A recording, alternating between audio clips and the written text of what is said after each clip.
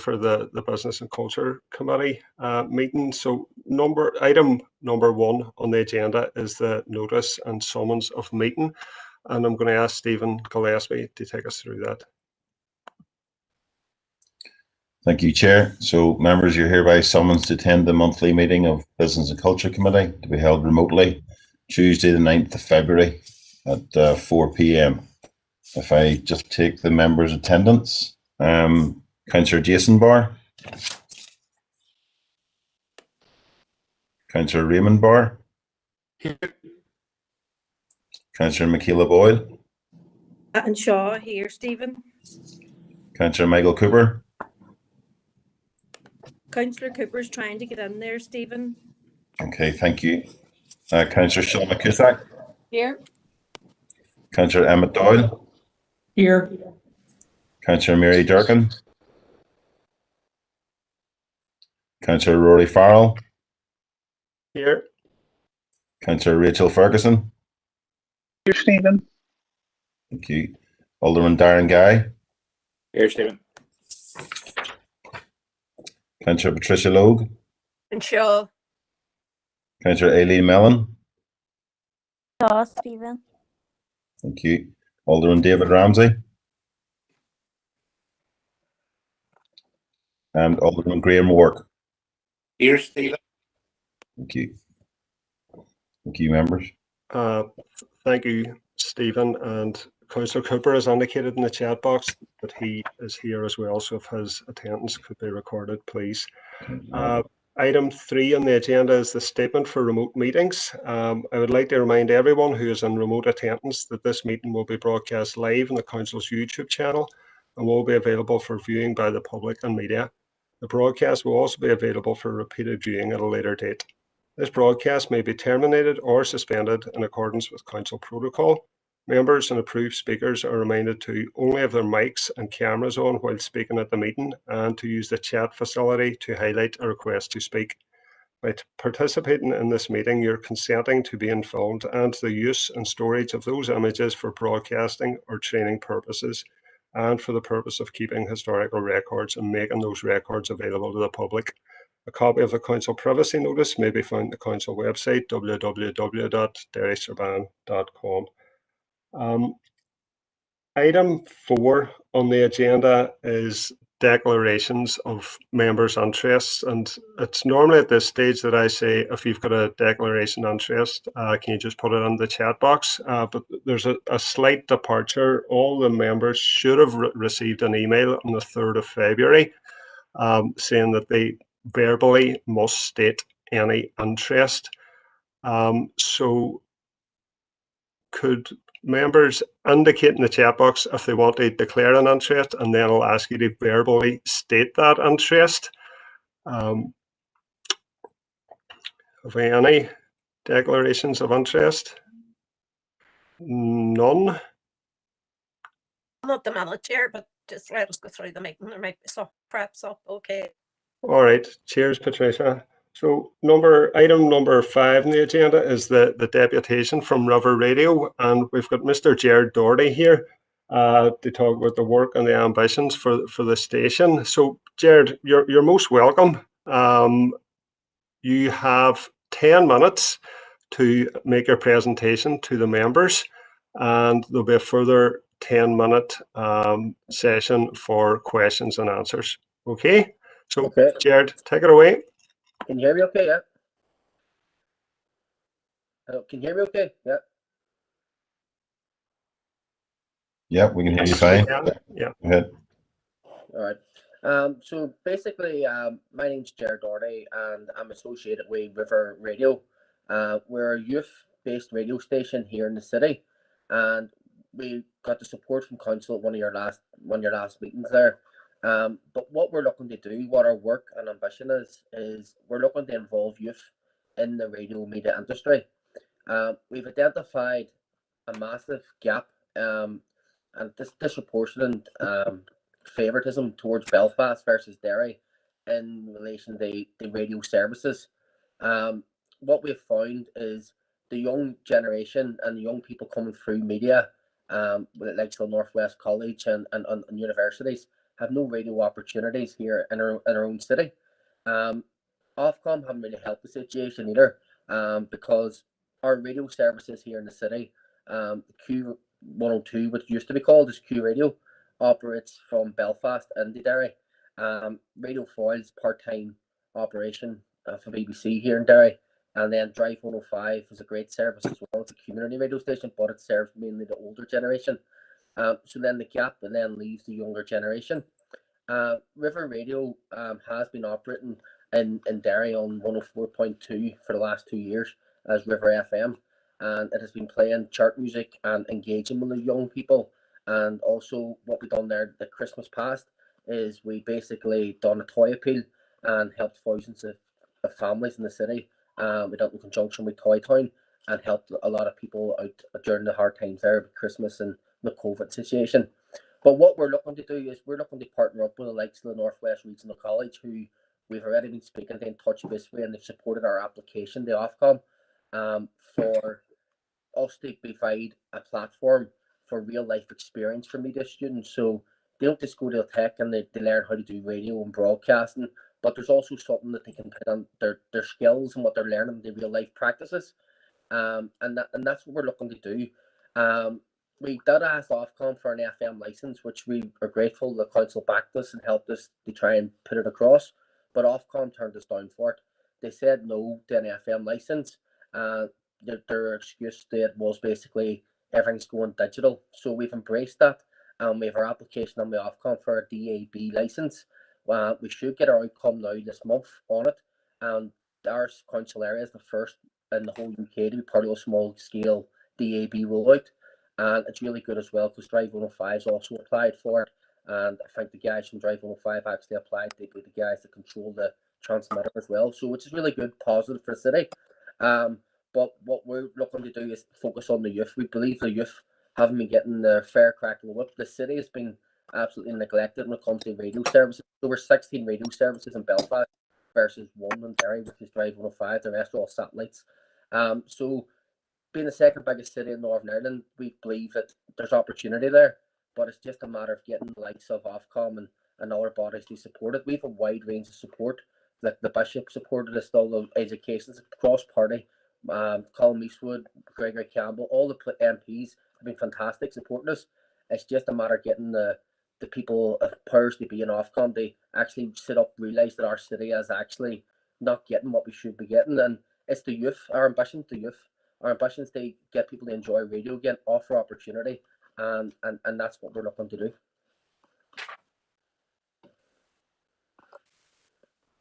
So that's pretty much what we are. So if you have any questions or anything you want to ask us, it's basically I'm open to questions, but it's basically to provide the youth the opportunity to have a local radio station they can call their own, and local businesses can avail of the support of it as well.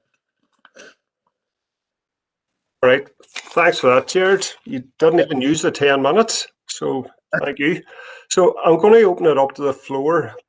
So the first indicated speaker is Councillor Duffy. Sandra? Thank you, Chair, for allowing me in, and especially thank you for not on the committee. Jared, you're more than welcome, and it's great to see you. Thank you, Sandra. Do you see, in terms of everything, I'll just cover some of the stuff that you were saying there. That's an excellent station. It's fantastic. And in terms of the music, and you say you market it to young people, I love it, so I must be really young. But no, in terms of the toy appeal at Christmas, it was brilliant, and I shared some of your stuff there, and the amount of stuff that you did in and the work that you did in terms of getting that out, it was second to none. So I just have to congratulate you on that. I was disappointed when you didn't get the FM license then, because I thought that, you know, all the work that had gone into it, everything you said, the plans around it in terms of teaming up with the Northwest Regional College in terms of the media students, I think it's all really ambitious for the city, and I love that about it. I probably just missed what you said there because we talked about Sparkin. The digital license, where are you at with that? Are you going to hear shortly around that? Because I think that if we can achieve that, that's the next step on all the plans that you have, and you have such big plans for it, and I really applaud you for it. So just in terms of that. Well, in terms of the digital license, the Northern Ireland and Derry as a whole is the first, one of the first in the round of small-scale digital broadcasting licenses that Ofcom's rolling out, because they're saying that FM is not going to be around much longer. It's something similar to the analog TV, the Freeview TV. So they're not issuing any more FM licenses. However, if you go on Ofcom's website, you'll find that they're issuing licenses. But that's their story anyway. But they're not issuing any more FM licenses, and there's no exceptional circumstances to do it for us. So we've embraced that and we understand that. And we're working with Ofcom on it and said, well, we'll go for the small scale DAB. We put our application in, and they said we should have the response, the answer to it on February, which is this month. Now, in fairness, they have emailed us today asking for a bit more clarification on some points in the application, which I don't see it being a problem. We've answered them for them. But that is the next stage, a small scale DAB. What that is, Lusandra, it'll cover the whole northwest area, or the Derry and Strabane district council area. So it will, and this is one of the things we were strong in putting across them, as well as they need to incorporate Strabane and the Derry one as well, because we feel that part, it's the one council area. They should be getting they should be availing the services, because in FM the signal might have broke up a bit going towards Strabane. So whenever they're putting this DAB transmitter on, it's important that it covers both areas. But it's digital, so most cars have DAB now. Like the Heart and Capital bike station on, so we compete with the big boys if we can get on it. But that's our plan, and the main focus is to get on their waves and provide that platform. No, we're doing it at the minute online, and the response to that online is fantastic as well. But we need to have our studios in Derry. We need to have our training facilities. We need to have our, and we need to have a presence. Which, if you look at Belfast and Derry, we don't have it. But DAB, that's what it basically is. It gives us the future of FM. Thanks, Jared. Next indicated speaker is Councillor Ferguson. Rachel. Thank you, Chair. Thank you, Jared, for coming today, and we've all kind of had a chat with you over the last couple of months, and I know how passionate you are about this, so it's great to see. And I must say, your Christmas appeal was amazing. I think you've done the right thing. You've identified a gap that needs to be filled, and you're doing a fantastic job. I really am pleased about the DAB. You know, that the FM license can be disheartening, but you've picked yourself up and you've kind of looked at a different way of attracting those kind of areas. I'm wondering, do you foresee any kind of issue with the DAB license? And also, if you tell me a wee bit more about the NWRC training and what that would look like, would be, you know, you getting students, and because I think it's a fantastic idea. You know, the Northwest Regional College does loads of media, and I think to have that hands-on presence would be amazing. So, well done, and I look forward, and I'm hopeful that you'll get the DAB. I just wanted to know if you thought, is there any way in which we can help push that, or is there any way that we can support you in that? Because I think you're right. For us to have one local radio station, we need more than that. We definitely do. But thank you for coming today. Yeah, can you hear me okay? Yeah. Yeah, it's okay. I didn't see myself there. So basically, Rachel, yeah, 100%. What we're looking to do with Northwest Regional College is, obviously we've initially been speaking to them, and they've given us their support in our application. And what we've proposed to do with the Northwest Regional College is, obviously they have a studio, a fully kitted out radio studio within the Tech in the Strand Road. And what we're looking to do is we're looking to engage with the media students within those courses, and basically allow them the opportunity of what they're learning in the classroom and what they're learning in their studios and stuff, is to put it into real life practices. So it's getting involved in presenting their own radio show.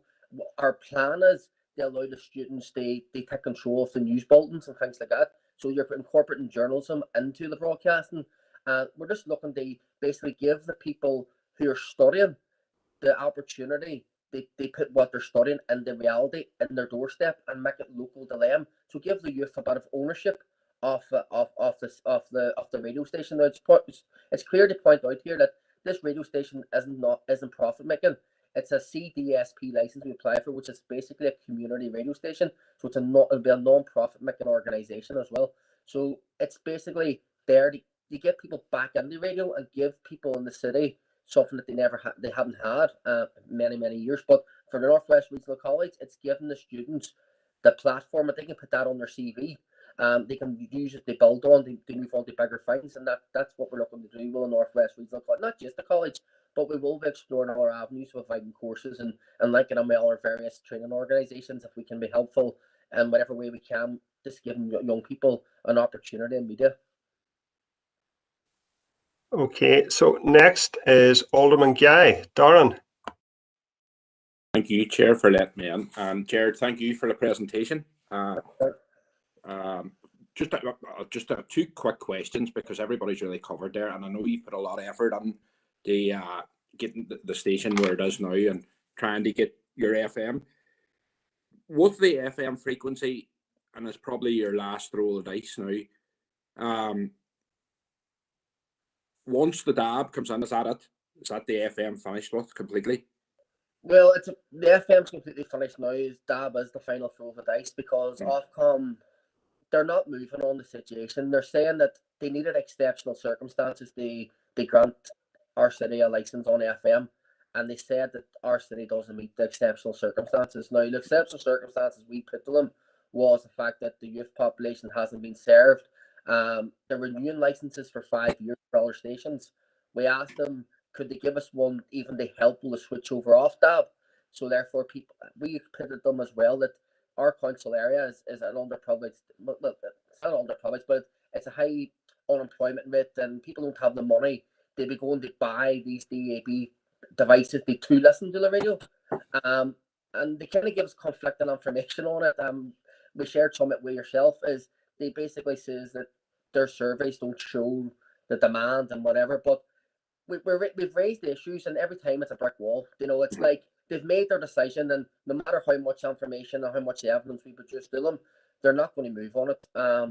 But it's just the way it is. I think DAB I agree with Ofcom. DAB seems to be the future. And it seems to be the last roll of dice. We've tried FM, we've tried different routes, and it's just that's the only option I think is available for it. Okay, thank you, Jared. Yeah. All right, cheers. Next on the list is Councillor Doyle. Emmett. Thanks, Jared. All right, Jared, how's it going? How's it going, Emmett? The link up with the tech thing's really important. One of the things I find, when I'm talking particularly to media students is that they don't necessarily find the options for placement in Derry to be really wide ranging. So you end up finding that people, if they have to go in a placement year, end up having to go elsewhere because the facilities aren't here. So I think it'd be really important if, when happy to work with you on that link up in terms of the placement year, so we can get more people even qualified here. Because I know obviously we've got fantastic courses and everything in the tech, but when it comes down to it, a lot of people end up then going away to get access to jobs in radio and media in Belfast. So no, more than happy. I'm also going to piggyback on what Sandra says, and if it's for young people, I'm also going to count myself as one. Anything from 2005 or before is grand. So even if you want to put that to one of your producers, that's happy days. That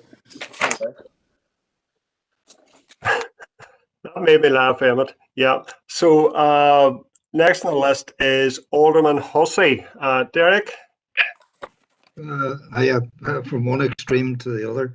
I've just had my COVID jab as an over 70, so I don't fall into your audience file. A very interesting project, and indeed my youngest son is doing media studies via computer, some sort of link-up course at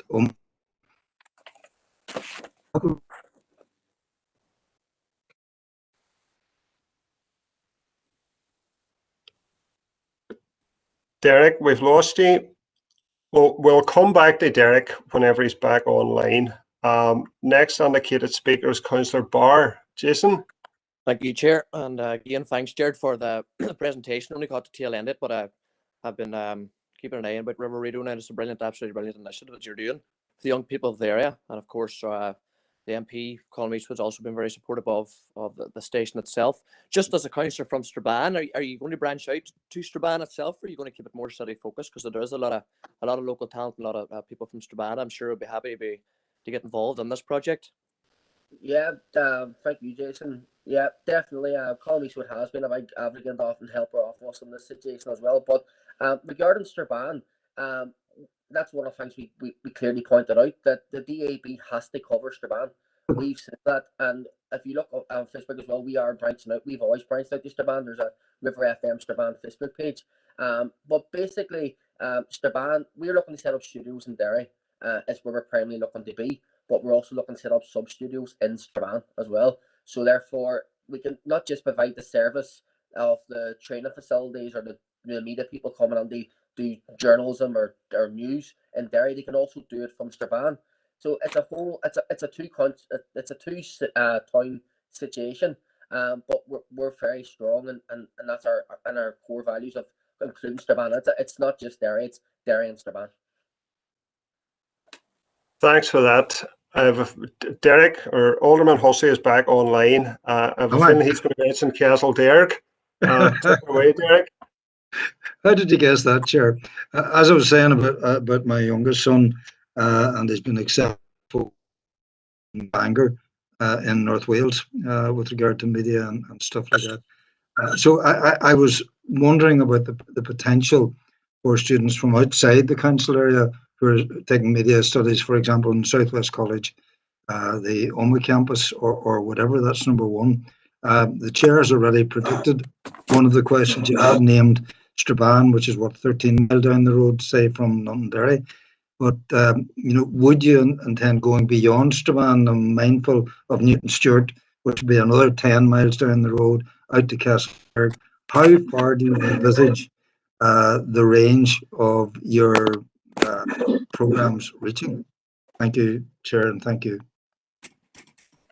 Well, the answer to that question there, Derek, is basically that it's up to Ofcom.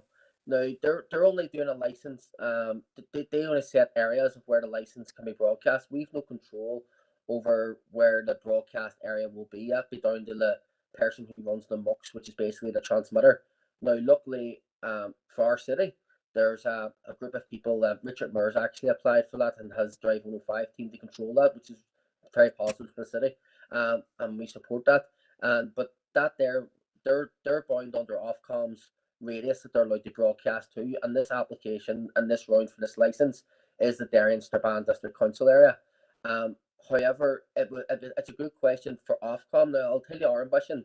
Our ambition is to push Ofcom as much as possible, because everything that's not Belfast, Ballymena, Coleraine area in Northern Ireland, where you're talking Derry, Strabane, Omagh, Fermanagh, if you look at the maps, this side of Northern Ireland is the most underrepresented side for radio and media.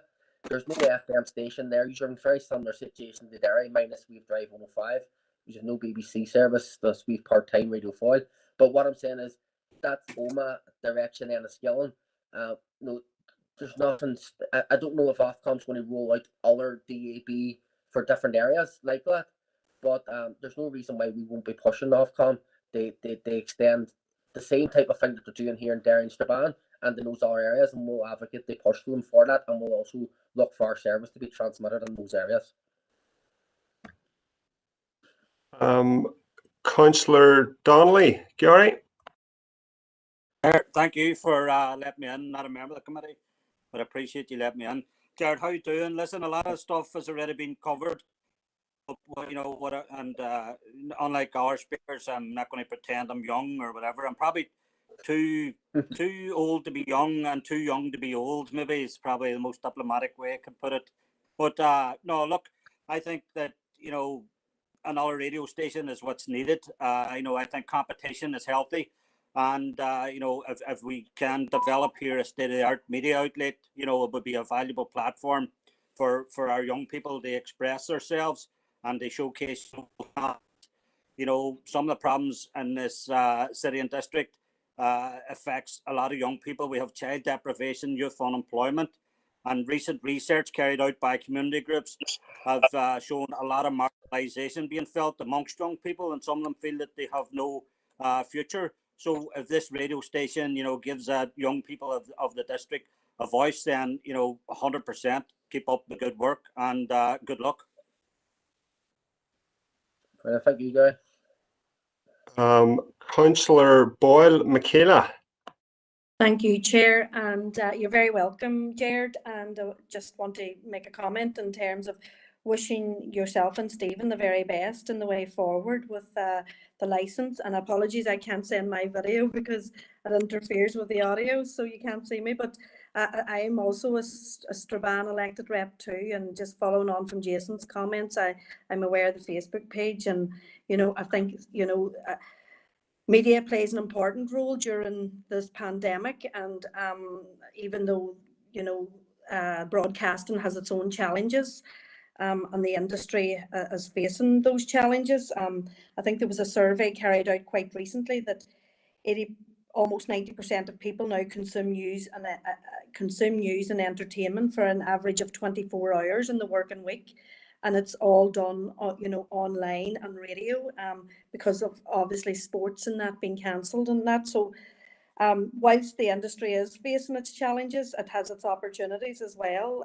So I think it's timely that this license hopefully will come to fruition. It's going to give a lot of people, particularly young people, the opportunity to talk. And raise their concerns and have their concerns heard, I suppose, and to be listened to. We as a culture and a nation, we like to talk a lot, but we also like to listen. And I myself like to listen to our local radio station. So I have tuned in to River Radio before, and I've heard what's been said and the music and that, although I'm a keen fan of the 80s music, so play a lot more of that. But as I say, I just want to wish you well. The industry has faced its challenges, and you're absolutely right to make the comparisons, but the bigger cities and compared to our own city and district. But keep up the good work, and I know that yourself and Stephen are doing a great job for the young people of the city and district. Thank you. Thank you, Sheila. Next indicated speaker is Alderman Wark Graham. Thank you, Chair, and thank you, Jared, for the presentation there. Obviously, for myself, I'm one of the youngest members of this committee, I put it down to. But first of all, I really wish you done a really good job over the charity appeal, you and young Jasmine. I remember seeing the photographs from it, and I know you've helped a lot of people. But as a youth worker also, Jared, I see a really big opportunity here to hit in the hearts of the community, hit in the young people. As Gary just said to Makita, it's about young people getting a voice out there. Obviously, with this going out and to get around the district, you could be travelling about the district, the youth sector or the high schools about there and giving these young people a voice. And obviously, you would get a wider audience. I do see so much potential coming from us, and I know you're driving us really hard, and we're fully supportive what you do there. And it's definitely very, very positive and giving the young people a voice. And as Gary said, the more competition out there as well. But well done anyway, and thank you for the presentation today, Chair. No worries, thank you. We've got two final indicated speakers, and the next is Councillor Barr Raymond. Thank you, Chair. How are you doing, Chair? Honest man, Councillor here. There's not much that I can say that hasn't already been said, but again, I would like to congratulate you on you and your team and your project. Very innovative, progressive, and just to say, I totally support the initiative. Thank you, Mayor. And last but not least is Councillor Gallagher. Paul. Thank you. How's it going, Jared? How you doing, Paul? Again, like all our speakers, short and sweet. I just to congratulate you and encourage you on the work you're doing. I think and people have mentioned that from Strabane as well, as you know. But what I would say to you is, I would use Strabane as a position of strength from yourselves, because there might be one or two radio stations that get opposed upon Strabane. There's nothing actually based on Strabane. And when you're fighting and arguing with Ofcom, I think that a position of strength is to include Strabane, and possibly even like a base of Strabane that's and all the rest and licensed. and has got a niche market that is absolutely missing from this geographical area. So good luck with on your endeavours. Thank you. On that point, Paul, there is that we did say we will be basing our. You have to put on your application where your studios will be based, and it has to be between.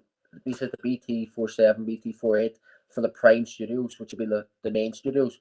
But with it serving the Derry and Strabane area, we will have an outlet as in a bricks and mortar studio in Strabane, because we want to give a walk-in approach where people can just, like, radio stations now are all, you never can get on them, you don't walk on them, you can't experience them, and we want to incorporate Strabane and Derry together, as I said at the start, and there has to be a presence there, and that's one of the things, like the Northwest Regional College, for example, is in Derry, it's in Strabane, it's in Limavady, but we have to be accessible, and that's what we want to be. We want to be in the community and be accessible. We don't quite be in a community radio station.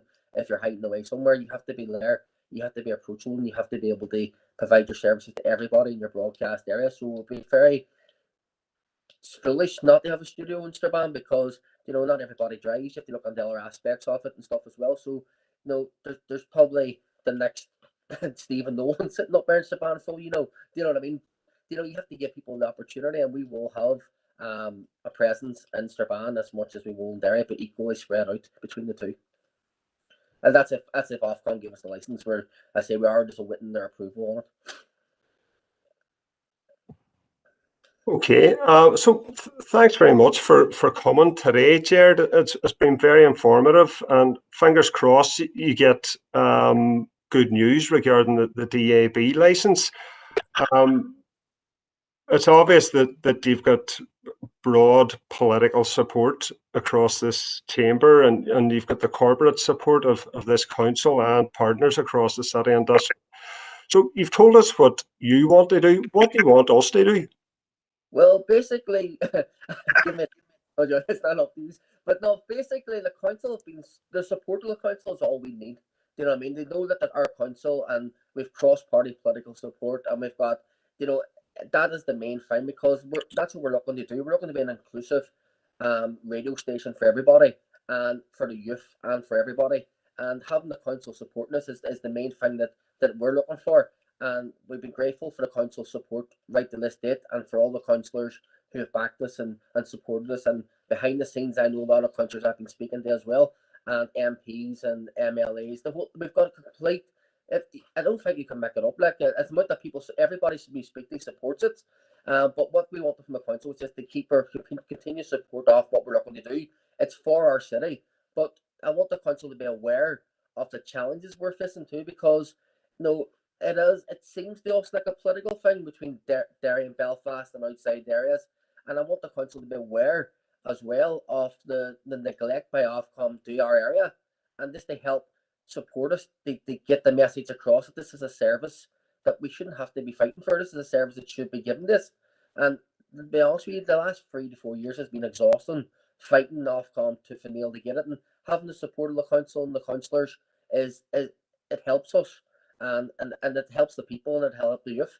And I want to finish on one point that, funny enough, Colin Eastwood says was the City of Culture. The one thing that he says is the Ofcom was one of the things that he's disappointed, because he was mayor at the time, was that there wasn't a youth legacy left. There's no legacy left for the youth due to City of Culture, and he believes that not having a youth-based radio station is a missed opportunity not to have one. And that's one of the things that it hit home with us what we're doing. It might have been just a project to us, but it means a lot to a lot of people, and they have the council supporting us. We're really grateful for it. All right, cheers, Jared. I see Councillor O wants to make one final comment, and then we'll be moving on to the rest of the agenda. Patricia? Yeah, thank you, Chair. And Jared, look, that's going to be one comment, and it's just couldn't let it go by. You mentioned that there could be another Stephen Nolan out there. Please do not use that as in your literature to try in a radio station. I think one Stephen Nolan is enough. Thank you very much. And just to finish, Chair, I think maybe it would be good to tie in with the Children and Young Persons Officer and Council, if you haven't already done so. I'm sure that she could support you. It's Claire, just, I can't get her all her name now at the minute, but I'm sure you'll get her if you contact the council. And you know, I'm sure she'll support you in whatever way she can. Okay, I just felt I had to say that. Sorry about Nolan. Bad choice. Well, sure.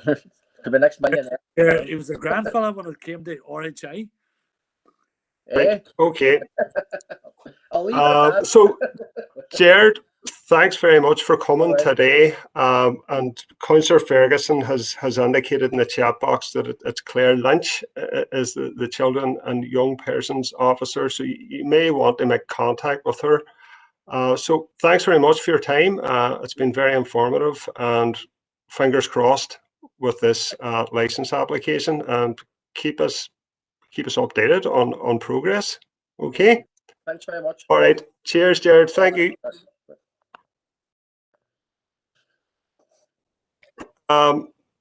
Thanks, folks. So item 6 on the agenda is chairperson's business. I don't have any today, and nobody has been in touch to say that they had anything that they wish to raise either.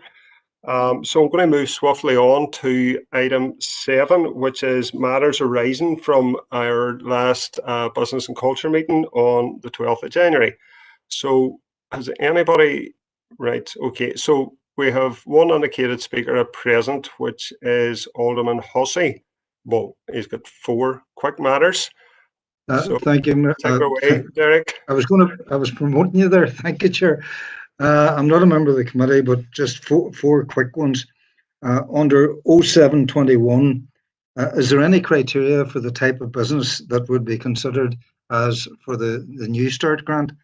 Under 0821, when does the steering group meet? Under 0921, has the old report from Strabane District Council that Sharon produced been located? And with regard to item 13/21, the market stalls, the suggestion go to community groups.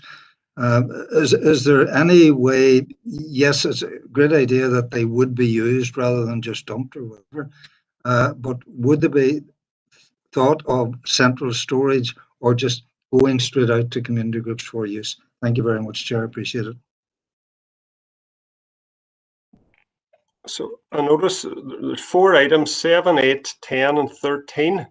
So Kevin, do you want to take the business related ones, and Aideen, if you could take the culture related ones, please? Yeah, no problem, Chair. I think there's three of those were in my area. There's no specific criteria. It's basically you go through the business startup program. That's the Go For It program, so anybody can do that. That's the first thing. So that's fine. The second one was in relation to social value. Our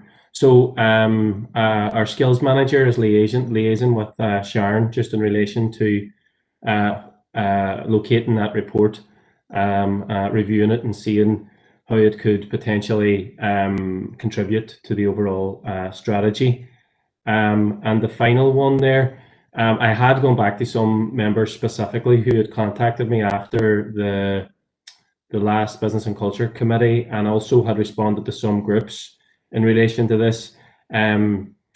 It's not that the council has any additional or market stalls that it's actually looking to that are no longer fit for purpose that it could give away. Basically, what was happening was that we were taking the opportunity to add to our existing stock of market stalls, because we have always been limited in a normal year when we were running our walled city market as we would do. We were always limited in terms of the numbers we could get and accept as permanent traders because of the number of stalls. Not all traders were able to come in with their own sort of vehicle or van or whatever to trade. So this is an opportunity to add. So it's not that we're in the business of actually,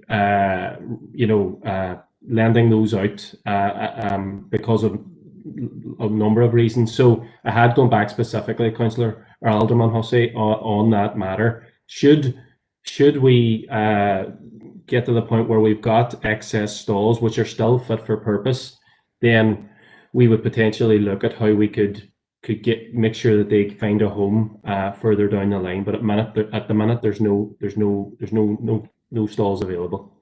Hope that answers all three of my ones.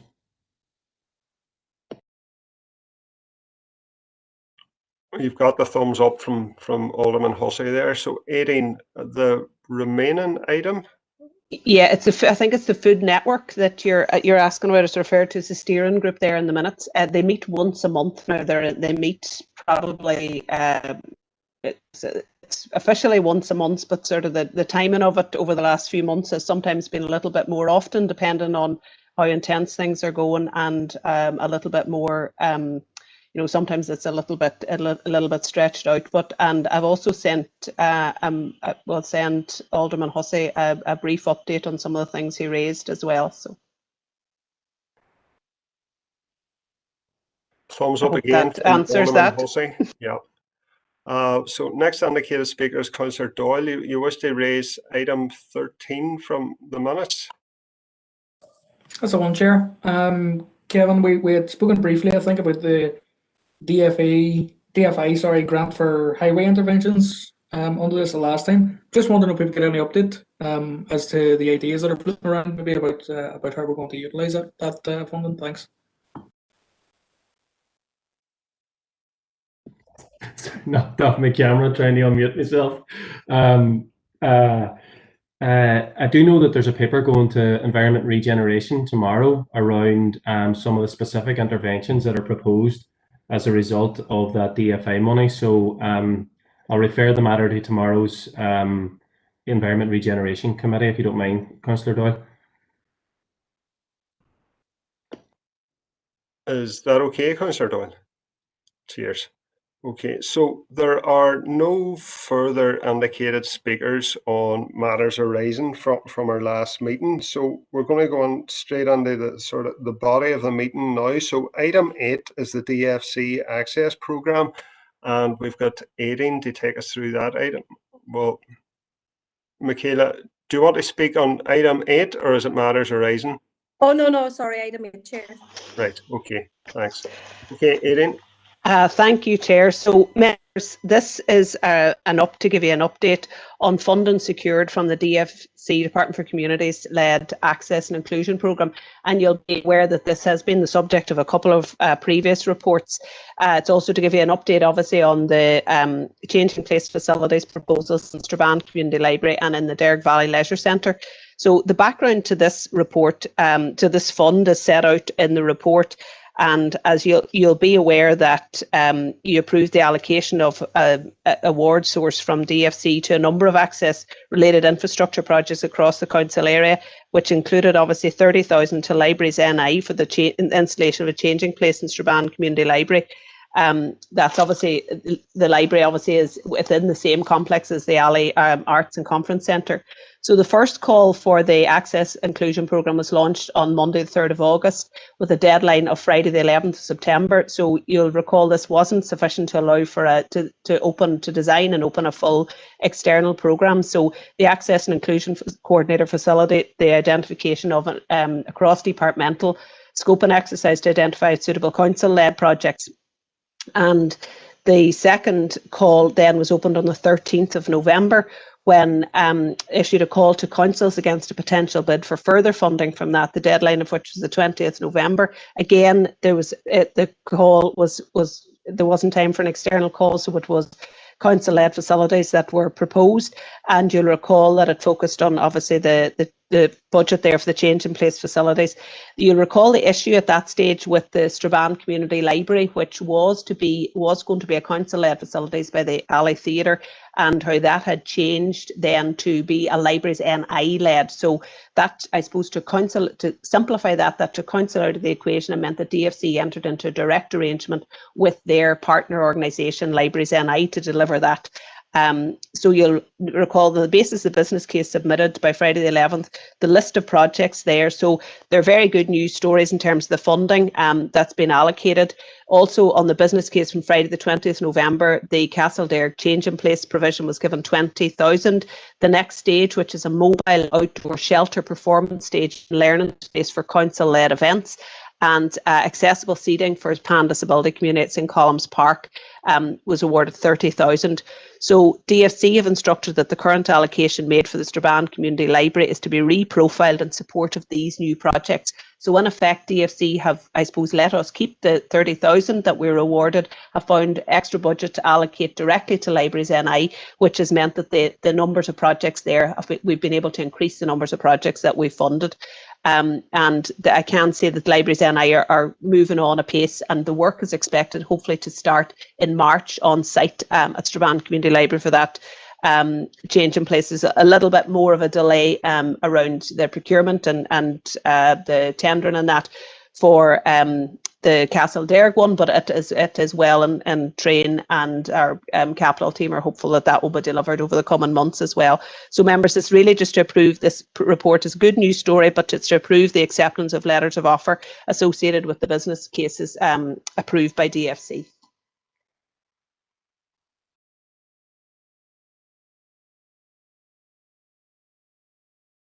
Happy to take any questions. So thanks for that, Aideen. So first indicated speaker is Councillor Boyle. Michaela. Thank you, Chair, and thank you, Irene, for the report. And it is indeed a welcome good news story, particularly for Castledaire and Strabane, particularly with the change in place facility. And I'm delighted that DFC has decided to fund the project. It'll be a welcome asset to the town and the town centre, and a much needed space and place for people with disabilities and complex needs. And I just want to take the opportunity to thank you, Aideen, and the Council's Access and Inclusion Programme, which has helped make this a realisation for Strabane Town and Castledaire. So I'm happy to propose to approve the report and that and the content therein. So thank you again, Aideen, for your work on this and your team. Thank you.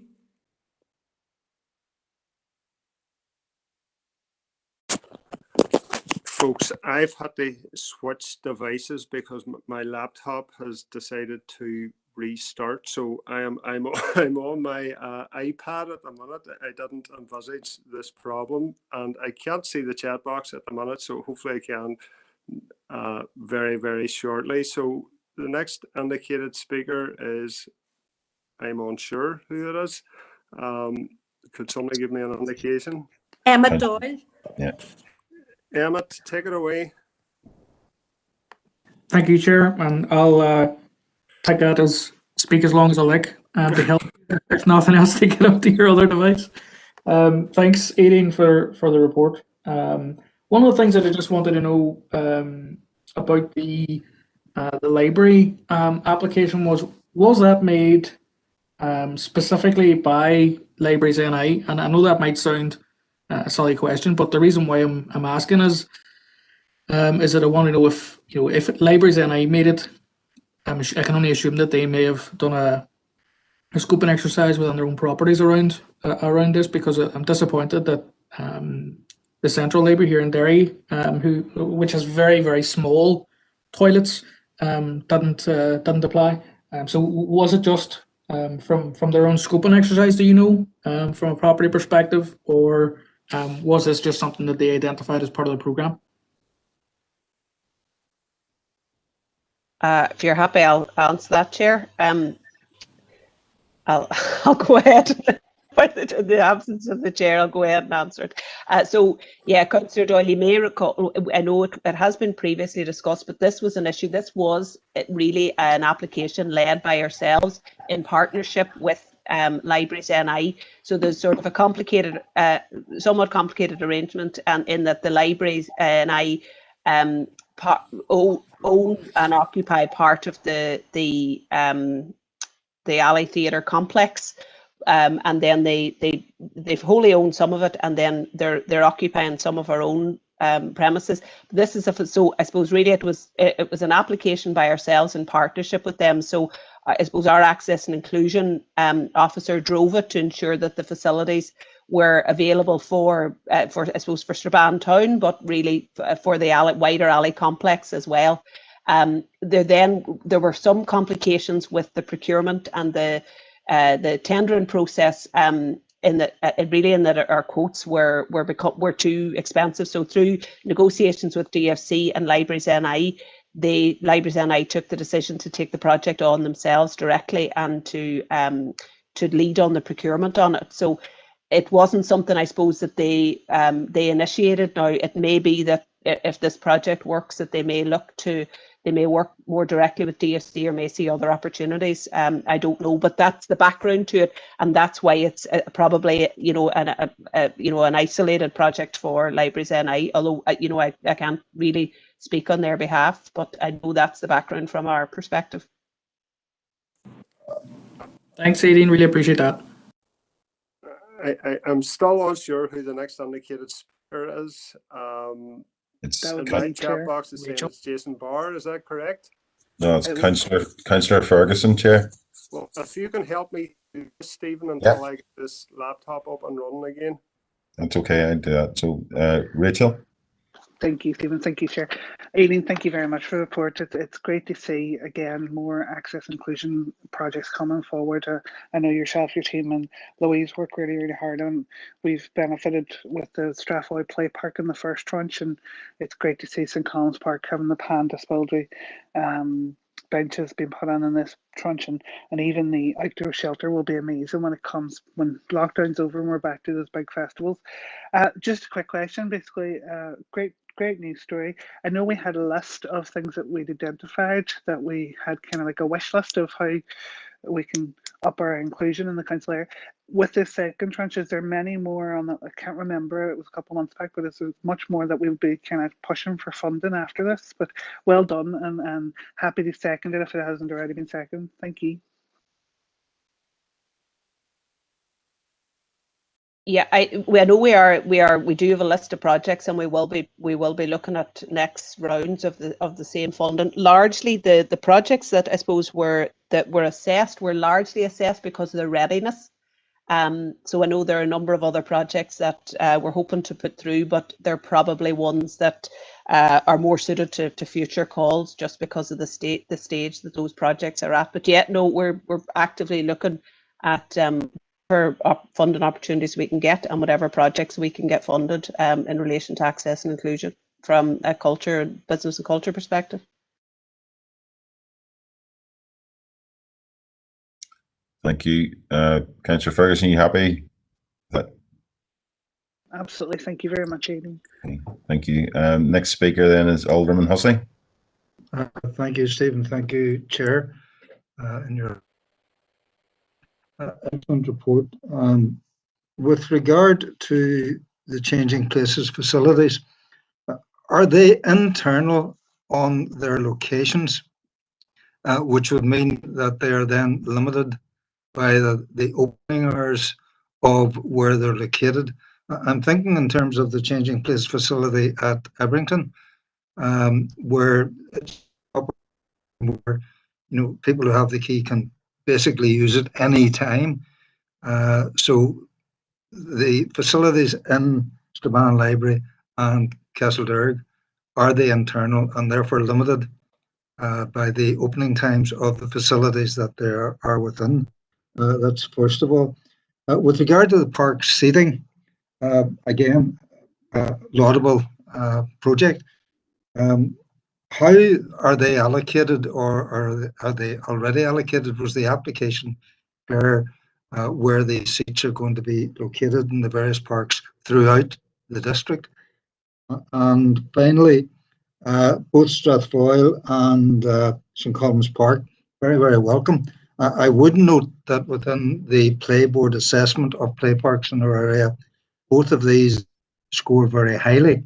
Strathfoyle is in fact a neighbourhood park, scoring well over 600, and on the Play Board assessment, St. Colum's Park is a district park, again scoring well close up to the 600 on the playboard assessment. Is that part of the play park strategy of council as to why these two were picked? Others have heard me on about this before. I'm concerned at the number of play parks that we have that are very, very, very much below standard to the point of being dangerous. Thank you, Stephen or Chair, whichever. Thank you. Aileen, do you want to? Yeah, I will try and answer those as best I can. Yes, to answer the question about the opening hours is yes, it is limited to the opening hours of those facilities. There's very little. I suppose it's not so much there's very little way to get around that, but that's really the assessment of the best places to I think to put into facilities are generally better when they're in a managed in a managed facility, although that does tend to limit the hours somewhat. But I suppose the preference then is in facilities that do have longer opening hours. So, leisure facilities and indeed the alley tend to have hours open that, they're I suppose they correspond to when people are in town and more so than maybe other facilities that would be seasonal or would, in schools where you might you'd have term time and stuff like that. So that they are limited to opening hours. I don't know the answers to the questions around how the park seating are allocated. As I said, our access and inclusion officer in our own department worked across council departments, so it's probably a question and I'm happy to pass it to our colleagues in environment and regeneration around the specifics of the seating allocation, or get an answer for you. And the play park strategy, I'm not aware of the detail, and I won't embarrass myself by trying to talk about it. But again, I will seek a response from our colleagues in the environment team. I appreciate that, and thanks, Stephen. Thank you. Yeah, thank you. The next indicated speaker then is Councillor Jason Barr. Stephen, and again, Aileen, thanks very much for your report. Such welcome news today that the funding has been got for this project. It's something that I myself have been working on for the past 2 years, even before I was elected, about getting house facility in Strabane, as a few people did bring this up with the lack of facilities. So absolutely brilliant news today, and totally welcome it. And again, thanks, Aileen, for your report. Thank you. Chair, are you back up and running again, or? Yeah, I'm back up and running, but I have nothing in my chat box. So is that everyone covered on item 8? Yeah. So from my memory, Councillor Boyle, Michaela proposed it, and Councillor Doyle, did you second it? No, Councillor Ferguson did, Chair. Right. Okay. No, that's fine. So item 9 is member engagement, and again, that is Aileen. So take it away, Aileen. Yes, so thank you, Chair. Members, this is a brief report to update you on the engagement sessions that members held with representatives from the culture sector in December of 2020 and in January of this year. You will recall at this committee in November 2020, the motion was passed that Council write to the Communities Minister and Arts Council to understand the process around the recent £620,000 funding announcement for the Lyric, the Mac Crescent Arts Centre and Ulster Orchestra, and Council to organise a meeting with cultural partners to understand the challenges faced by the sector, the wider impact on society and the assessment of funding opportunities. So to fulfil the second part of that motion, members hosted an online meeting, and many of you were at it on Friday the 18th of December to engage with representatives of the cultural sector. Officers supported that meeting and extended an invitation to the cultural representatives on the Arts and Culture Co-Design Group, as well as the recipients of the Cultural Organisation Fund, Headline Events and Individual Artist and Cultural Practitioner Award. The key actions identified at the meeting included members to seek clarification on the mechanism used by DFC and ACNI to award support to the Belfast-based organisations, the need for the Arts Council to develop dedicated policies focusing on arts development in the North West, and a follow-up meeting was identified for MLAs and MP to be coordinated by respective members. Consideration was to be given to who might represent the voice of the cultural sector in these times, a champion of culture. Strategic and long-term planning needs to begin now for what happens beyond April 21 and for the next few years to build the sector and its audiences up. Following this meeting, members will, you'll be aware, you engaged with your respective party colleagues, and a further meeting with by members with your colleagues who are outlined in the report. That was on Friday the 29th of January, during which sector representatives presented a discussion paper outlining the situation of artists and arts organisations in the council area in relation to COVID-19 and deeper long-standing structural investment issues. The second engagement session identified a number of key actions, including that MLAs were to request a cross-party meeting with the Department for Communities Minister to discuss the issues raised in the meeting and articulated in the discussion paper. The delegation would consist of MLAs and North West Cultural representatives. The discussion paper is to be circulated to the Minister, ACNI Chair and relevant Stormont Committee members in advance of planned engagements. MLAs were to seek an opportunity for a North West Cultural delegation to brief the Assembly Committee and a North West Cultural Fund to be incorporated as an ask within the delegation discussions with the Minister. There's no, remember, this really is a report. Note the contents of the report and the proposed actions agreed at the cultural engagement sessions. Thanks for that, Aideen. First indicated speaker is Councillor Cooper. Michael?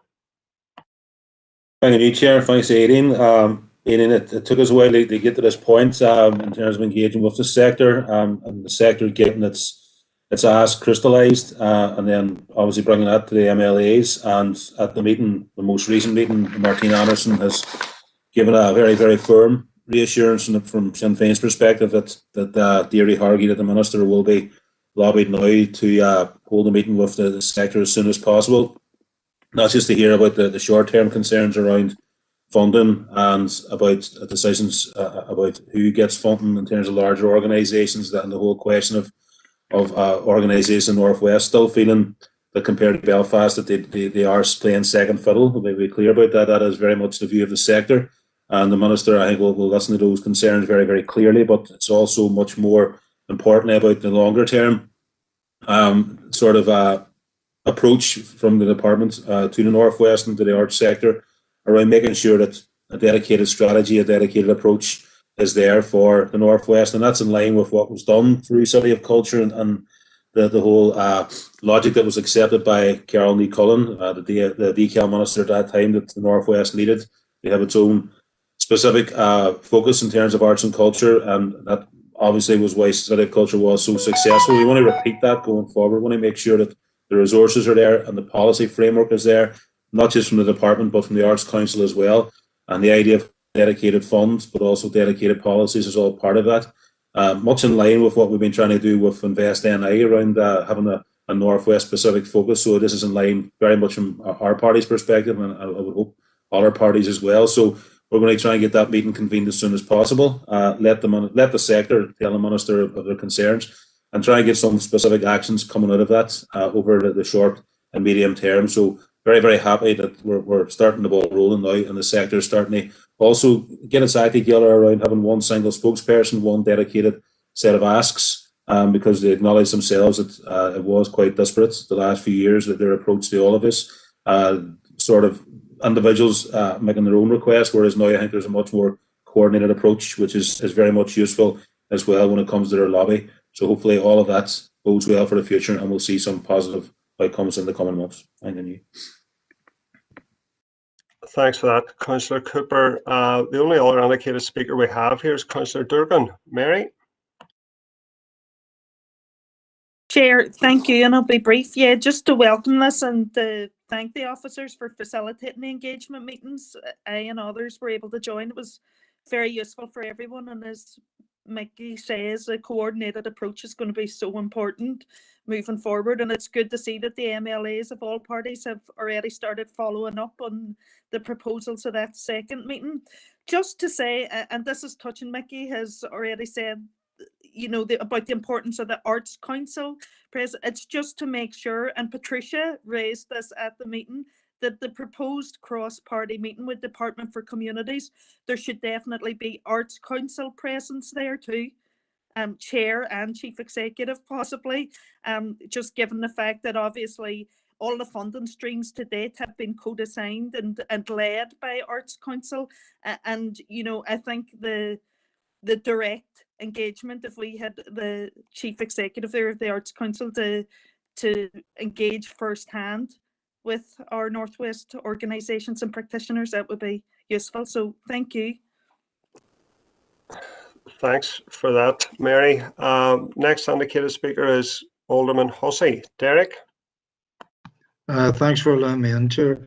I remember back 2018, I attended quite a lot of the co-design groups meetings, and this subject has been a burning issue for a long, long time.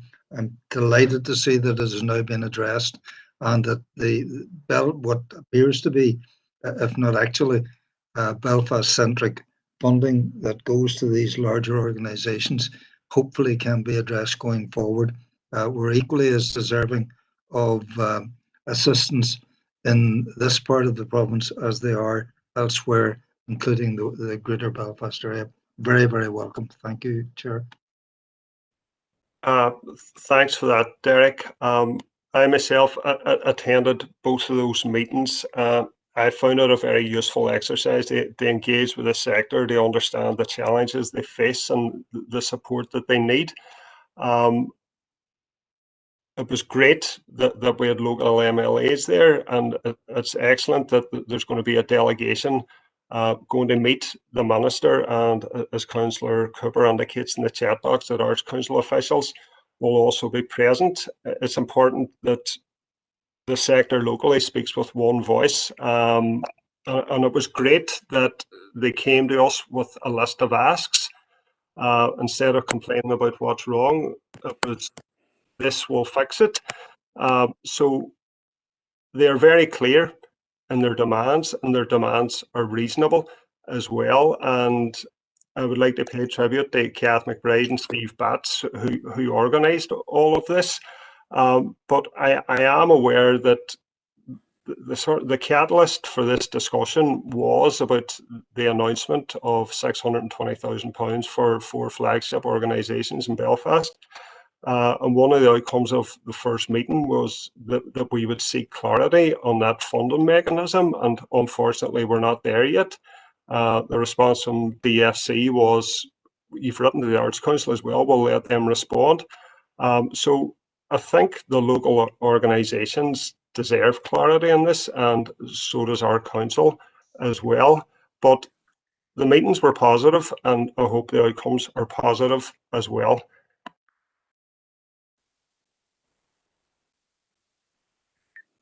Chair, if I could just come on there. Chair. Yes, Patricia? Yeah, I just put a thing on the chat. I wasn't sure if you can see it there, but it was just a confirm with Mary's comment that I did at that meeting recommend that the chair of the Arts Council attend that meeting too. And we did get follow-up notes from that meeting from the organisers, and they were saying, you know, that they are going to have a meeting. So. Yeah, Councillor Cooper has indicated that before you in the chat box. He has said, happy to confirm that Arts Council officials will be part of the discussions. So I think that's all positive news. I just didn't say that, fair enough. Okay. So item 10 on the agenda is the Northern Ireland Centenary 2021, and we have the Head of Culture, Aidan McCarter, to take us through that item. Sorry, Chair, just before you go on, we need a proposer and seconder for that last item. Just Darren. I'll second it. There was a bit of a free for all, but what I garnered was Alderman Guy proposed it and Councillor Cooper seconded. Yeah. I think. So item 10 is Aidan. Thank you, Chair. I don't know if this report needs much of an introduction, but So you will be aware, member, that this report is to give you an update on the plans for the centenary of Northern Ireland in 2021 in this council area, and to approve a budget for the allocation for same.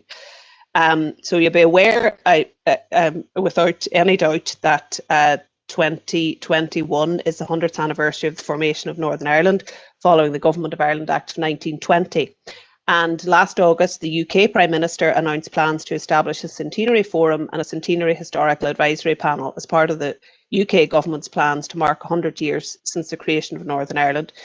The Community Relations Council and the National Lottery Heritage Fund for Northern Ireland have led on discussions with local councils involved to explore ideas and plans for this commemoration.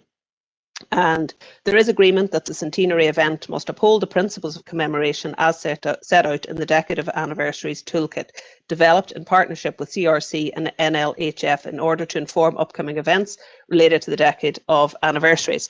Those are, and I have listed those in the report, but we won't. I'm not going to read them here. The Northern Ireland office have set up a centenary forum and a centenary historical advisory panel, and there's further details of those contained in a link that that forum has met. The Northern Ireland office have advised that the approach to the centenary is based on two themes, reflecting on the past and building for the future. There will be a funded programme, and the details of which is, some of it is set out in the report, and other activities delivered directly or with partners throughout the year. The NIO expect to make further public announcements on the further activity on this activity in the coming weeks. While they will engage with local authorities to share the detail of respective plans, it's not expected that there will be any direct funding or an ask for direct delivery to local authorities. So as part of the wider project, the Northern Ireland office announced funding in December to support a shared history fund. This fund has been administered by the National Lottery Heritage Fund, and it's distributing up to £1 million in grants between £3,000 to £100,000. The fund closed on the 15th of January. And this was circulated to relevant groups within the council area, also heavily promoted by National Lottery Heritage Fund, and the museum team directly have submitted an application to the fund for up to £100,000 for the digitisation of relevant archives and collections, an interactive digital Decade of Centenaries map, and a community engagement programme across the council area. We have no update on just the outworkings for information. It's not contained in the report, but to date there's been no feedback on the results of that of those applications that we have heard or that anybody else has heard yet. The Community Relations Council and the National Heritage Lottery Fund are also working to organise an online resource fair later this month, which will showcase resources that are available to support groups and organisations to mark the centenary. And Council Museum Service will participate in that fair to highlight the resources that we have available within our collection for groups to use. The Irish Government, through the Department of Culture, Heritage and the Gaeltacht, have announced funding for each council in the Republic of Ireland for Decades of Centenaries activity to mark 2021. There is also to be an element of this funding that is to be cross-border, and the Museum Service are currently in discussions with their colleagues in Donegal County Council Museum and Monaghan County Museum on opportunities to develop a project for this fund.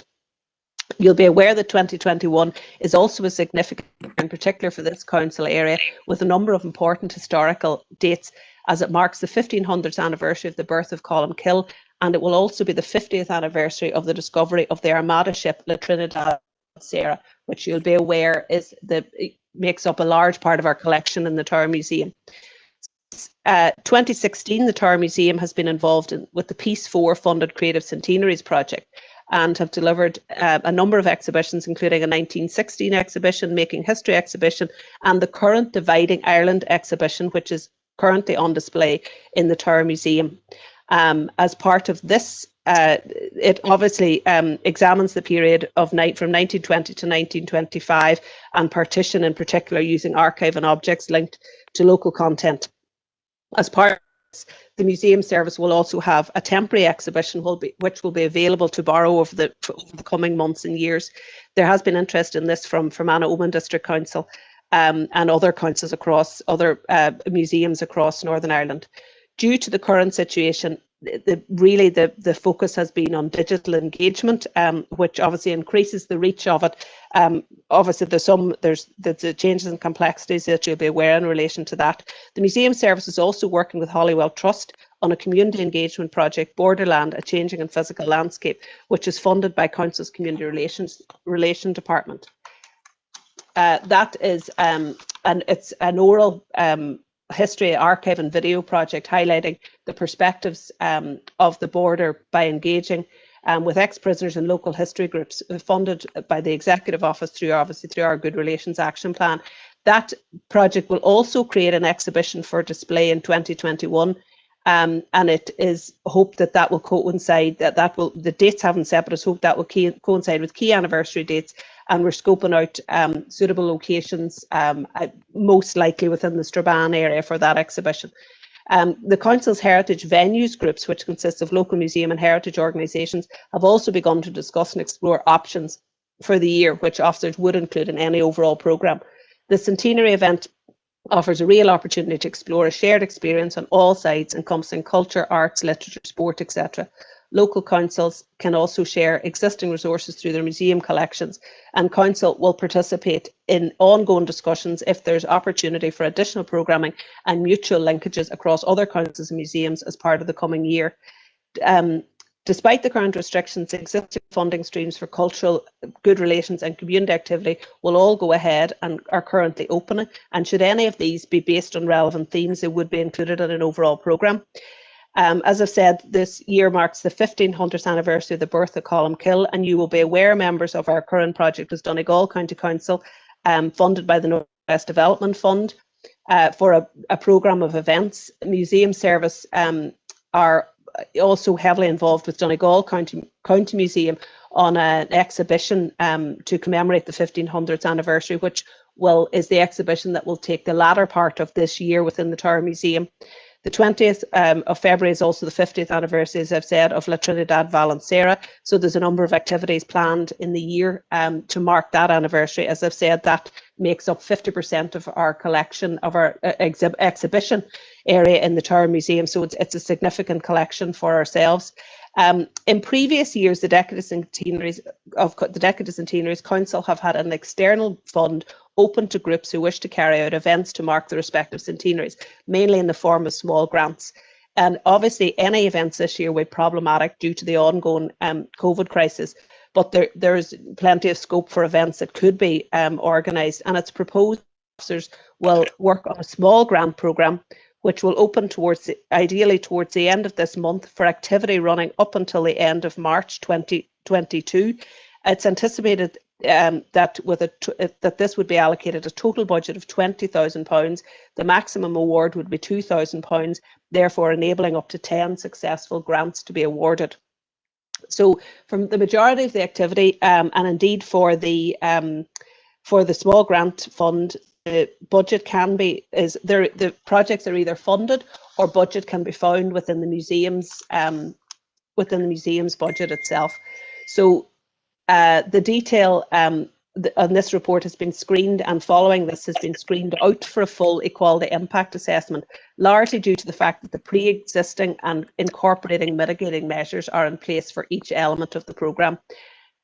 So members, you're asked really to note the contents of the report in terms of the plans for 2021 and approve the allocation of funding as outlined, in particular towards an external grant aid programme. Thank you, Aideen. We have two indicated speakers, the first of which is Alderman Ramsey. David?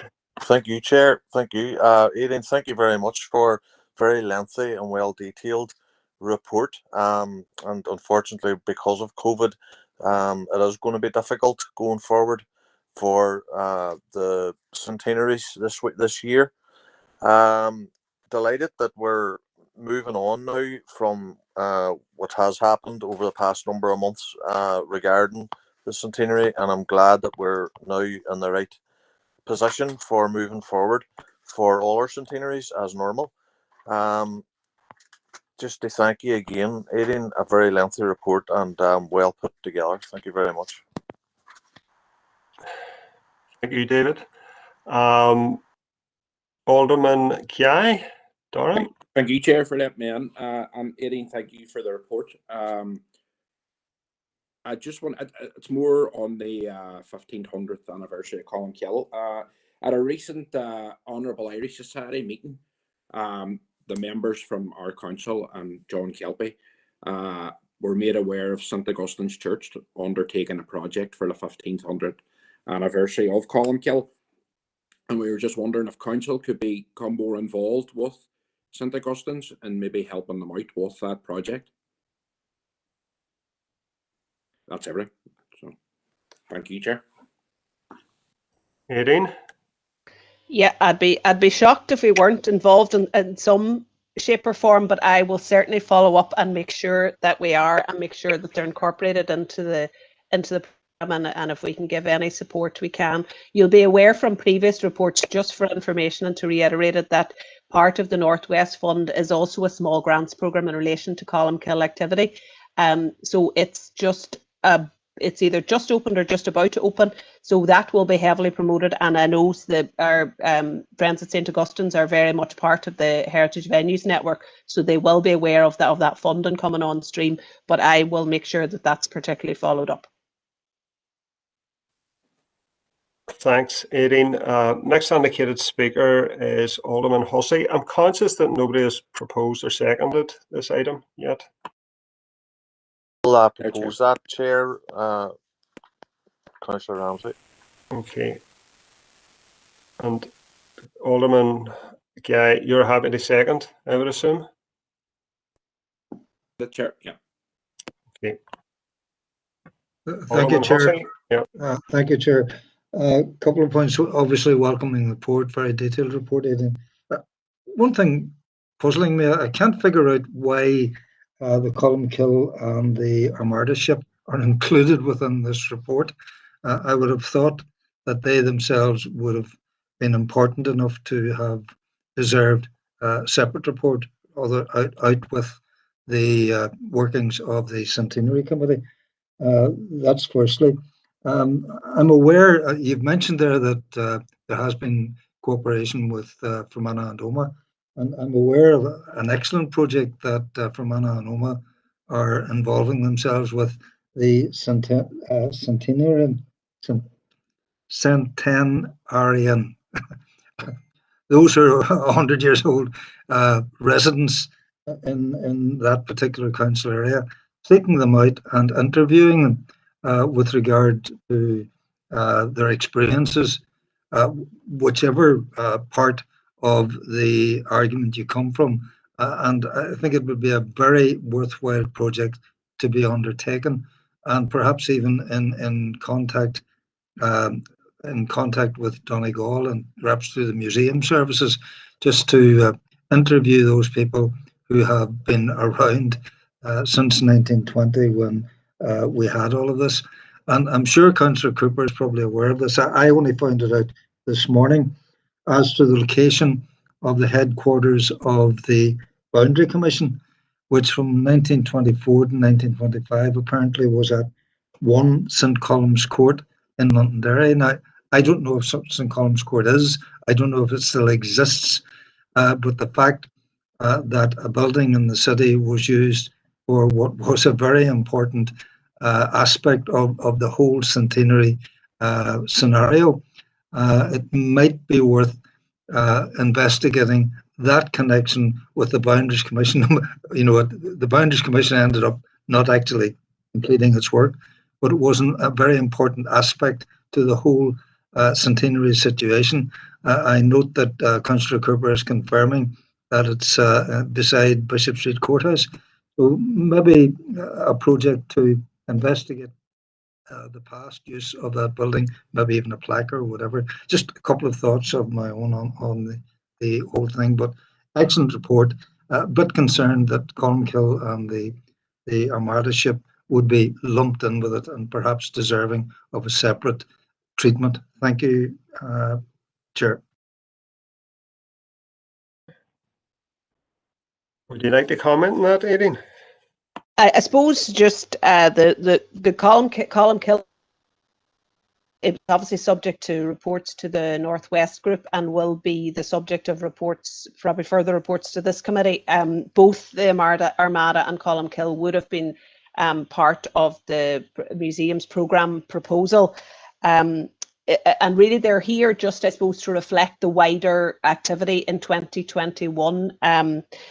Not so much for approval and not to take away from their importance in their own right, but just to reflect the breadth of activity. And I know there was some queries about the museum programme throughout the year, so it was just to reflect that you know, probably we had a couple of other things to consider in this centenary, and it wasn't really. It was just to give that wider view that maybe wasn't reflective in other councils' experience. So that was simply the reason, and it wasn't to detract from their importance or significance in any way. And happy to follow up with our colleagues in Fermanagh Oma as well around I won't attempt to say it myself, but around their oral history project. So yeah, I'd be delighted to. Thanks for that, Aileen. So final indicated speaker in this item is Councillor Logue. Patricia. Just to say that there is an item relating to Columkill 1500 coming in the next, I think it's the next item, that's mentioned too as well. But just I think Columkill should be kept well informed too of any of anything regarding that issue. If Aileen would just take a wee note of that, I'm sure she has them on her sites anyway. Okay, thank you. Thanks, Patricia. Is that okay, Aileen? Yeah, happy to do that. Yeah. Thank you. So that item is passed, proposed by Alderman Ramsey and seconded by Alderman Guy. The next item is item 11, and it's the festivals and events strategy for 2021. Aileen? Yeah, thank you, Chair. So I'm going to try and summarize this as best I can. Members, this really is a proposal for the festival event strategy for this year, and I know that the members that this would have been discussed in the members working group. So a lot of members will be aware of the background to this, and indeed it's hard not to be aware of the background to this report.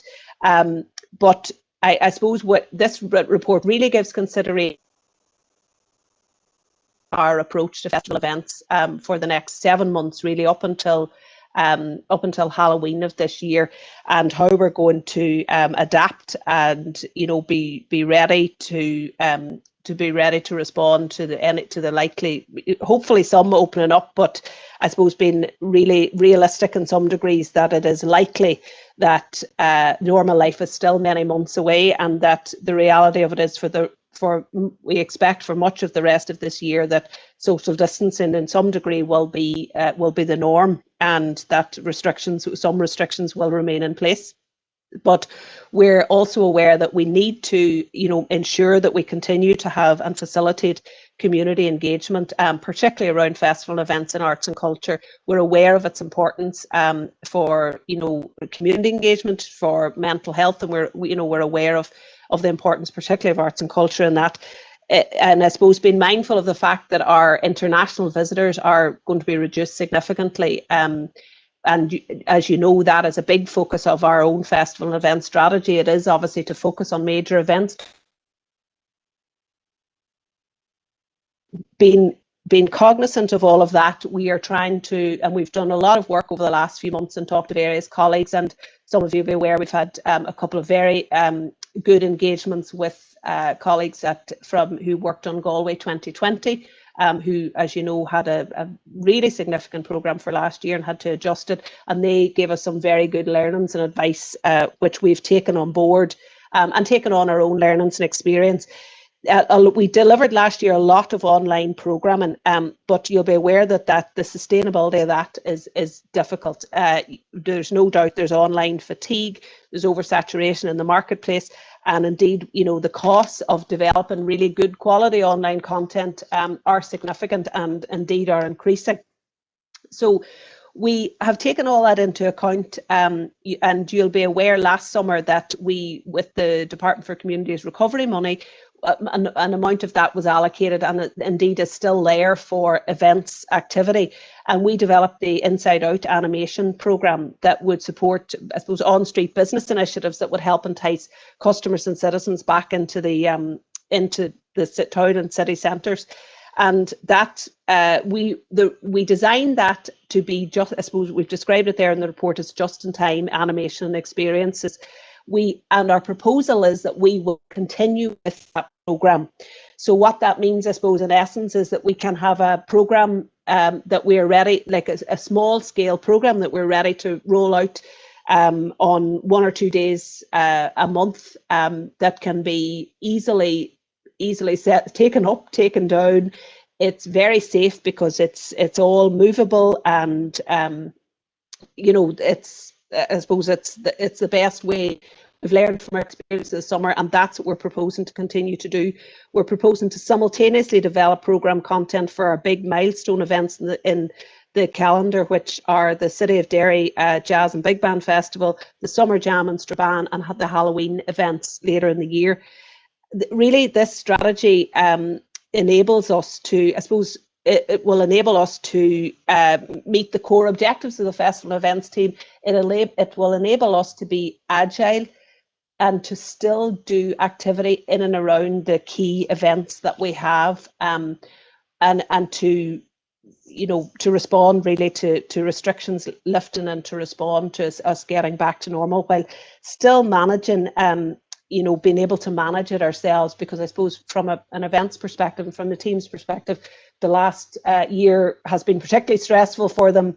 Not so much in the, you know, it's difficult to stop an event when you've put so much work into it, but then it's exceptionally difficult to adjust, you know, really to just in time event delivery, when generally we're used to working on things, you know, 12, 18 months out.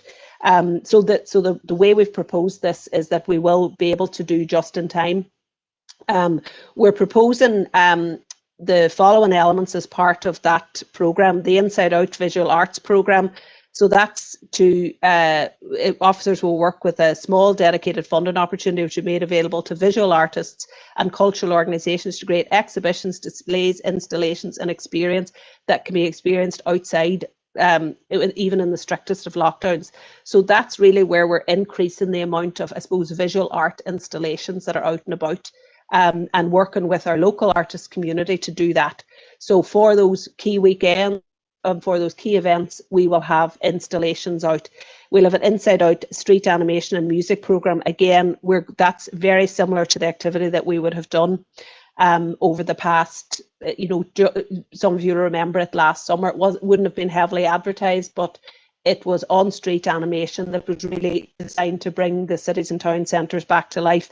And again, very just in time, but also very mobile and flexible. It's proposed that the animation programme would run from March over 2 afternoons, evenings each month, and would incorporate seasonal themes. So obviously March, that would be the 2 strands of it. That would be St. Patrick's Day. April would be Easter, Spring, New Beginnings. May obviously will be jazz focused. June will be the Summer Jam, particularly in Strabane, Summer in the City, and then Columkill 1500, which obviously referenced in the previous report. But obviously June, June is a key date for Columkill. So it's anticipated that all of this activity will, as I said, be incorporated into the wider business recovery programme. So similar to last summer. So there will be that. So I know there's hopefully opportunities for additional funding through that programme as well. So the Inside Out Arts and Business programme, again, that's working across a range of departments within council and working with key stakeholders to provide collective thinking between the council's art and business sectors, really to allow to directly engage to businesses to bring artists and business together. That's really installations, working to see, to support the business recovery, working with specific businesses around animation, to support that reopening, which we all hope will happen soon. the key activities, so I suppose the key one coming up on it at the moment is St. Patrick's Spring Carnival. And obviously we've been monitoring guidance. We don't expect that there will be restrictions will be lifted significantly to allow a full St. Patrick's Day or Spring Carnival programme in either the city or town centres this year. So similarly, you know, we're proposing that it is only static animation that we use, drawn from the recent experience of the Awakening, which some of you will recall at Halloween. Northwest Carnival Initiative have proposed that they will develop an arts programme entitled Imagine That is a combination of artist-led creation, online content, including tutorial and webinars, and neighbourhood-focused activity. The city will be reimagined and multiple creative installations and pop-up displays adorning several areas. And so again, that's that static animation that you will have seen particularly at Halloween, which can happen anyway, even as we said, even in the you know, the strictest of restrictions. This year also marks the 20th anniversary of the City of Derry Jazz and Big Band Festival, a core event, as you know, in the council's annual calendar. And it's proposed to deliver a slightly different format this year. The dates are Friday the 30th of April to Sunday the 2nd of May. So that will be jazz on the streets. We are exploring the possibility of small scale ticketed events with jazz master classes and working with the Mayor's Office at Ulster University and the Northwest Regional College. So we are hopeful that we will be able to do some small scale ticketed events. If we're not, we will be able to do those events. We'll look at digital delivery for those events. There's a digital programme featuring local artists who've been involved in the festival from the beginning, who'll tell the story of the festival, how it started, how it's grown from an audience of 5 to 70,000. There'll be an outdoor visual art jazz exhibition trail in key locations linked to the Jazz Festival. So again, that's something that can happen despite, hopefully in the strictest of restrictions. And this year, to mark the 20th anniversary, it's proposed that the festival will award up to 5 bursaries to up and coming local jazz musicians. And that will be done in conjunction with the Mayor's Office. So the events that we are not going to do this year and not really do any alternative programme for this year, because it's just with the timing involved, it's just not feasible. So they include Fair and the Strabane, Lifford and Waterside half marathons. To go on the Summer Jam, again, we expect to be able to do activity related to Summer Jam through the Inside Out programme. And Halloween, we are working hard on a tentative draft programme, utilising obviously our service level agreement with Northwest Carnival Initiative for October. We expect to bring a further detailed paper around Halloween back to you members in the coming months. But we're not expecting, I think, at this stage that we will be fully back to normal by Halloween. So we are looking at a combination, event of installations and some digital activity, and hopefully some outside, some more, we'll hopefully be back to some degree of normality. Again, plans were, as you know, that we've already talked about the 1500th anniversary of Columkill. So June, the main set of activity there is from June into December, and those of you who know your Columkill history know that June and December are the key dates for Columkill commemoration. We had intended, and the original proposal was that the Columkill 1500 activity would be started last summer as part of the Maritime Festival, and indeed there was budget within the Northwest proposal for that. As you know, that hasn't happened, but we have agreed that will be, with our colleagues at Donegal County Council, that money will be reprofiled into activity in December. So it will, so there will hopefully be a more intense activity in December. You'll also know from other discussions and reports that there are ongoing discussions with Clipper Ventures regarding the future of the Clipper race and its return to the city and to the future of the Foyle Maritime Festival. Now that obviously, as you know, will be the subject of a separate report, a more detailed report brought to this committee over the coming months. So I suppose I should say it's important, despite the restrictions, challenges and impact, it's important to note that the festival events team are optimistic about the positive impact that they can have on the city and region in the delivery of a festival events programme in the next financial year. It will be different, but we are very hopeful that it will be significant. There's details set out in the report that I won't go into in relation to the procurement and the approvals for the various contracts and stuff that need to be set up. Obviously, I'm happy to take any specific questions, but I won't go through it here. Again, we expect that there will be some Department for Communities support for the recovery revitalisation programme, and we haven't utilised all of that grant to date, so we expect that to be part of the Inside Out and the Just in Time activity. So members, really you're asked to approve. We're bringing down, we should note, our overall budget for festival events is usually around 700,000, and we're proposing a budget of about 400,000. So I know that'll be part of your wider rates discussion as well. But that is a significant reduction, obviously, in it. But I suppose it reflects the overall economic impact and reflects our ability to deliver with those sort of budgets. So I'm happy to take any questions. I know I would try and keep that brief. I was trying to summarise and explain it as best I can, but that's roughly our proposal for the coming year. I'm happy to take any questions. Thanks for that, Aideen. So the first indicated speaker is Councillor Doyle. Emmett. Thank you, Chair. Thank you, Aideen, and your team for the report. And happy to propose. It's making the best of a bad situation. I'm glad to see that the Northwest Carnival Initiative have come up with a number of ideas. I've been in contact with you just previously, Aideen, with regards to local entertainers. Look, these are the people who are day in and day out sitting in their living rooms and in their kitchens, entertaining people and raising money for charities over this whole period that we've had.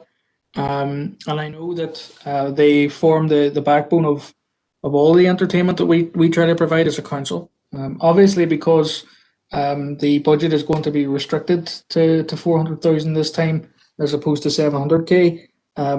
I would be keen to see as much as possible of any of those fees that we normally pay for artists to go to local people who have obviously not had as much support during this period than other industries, for example.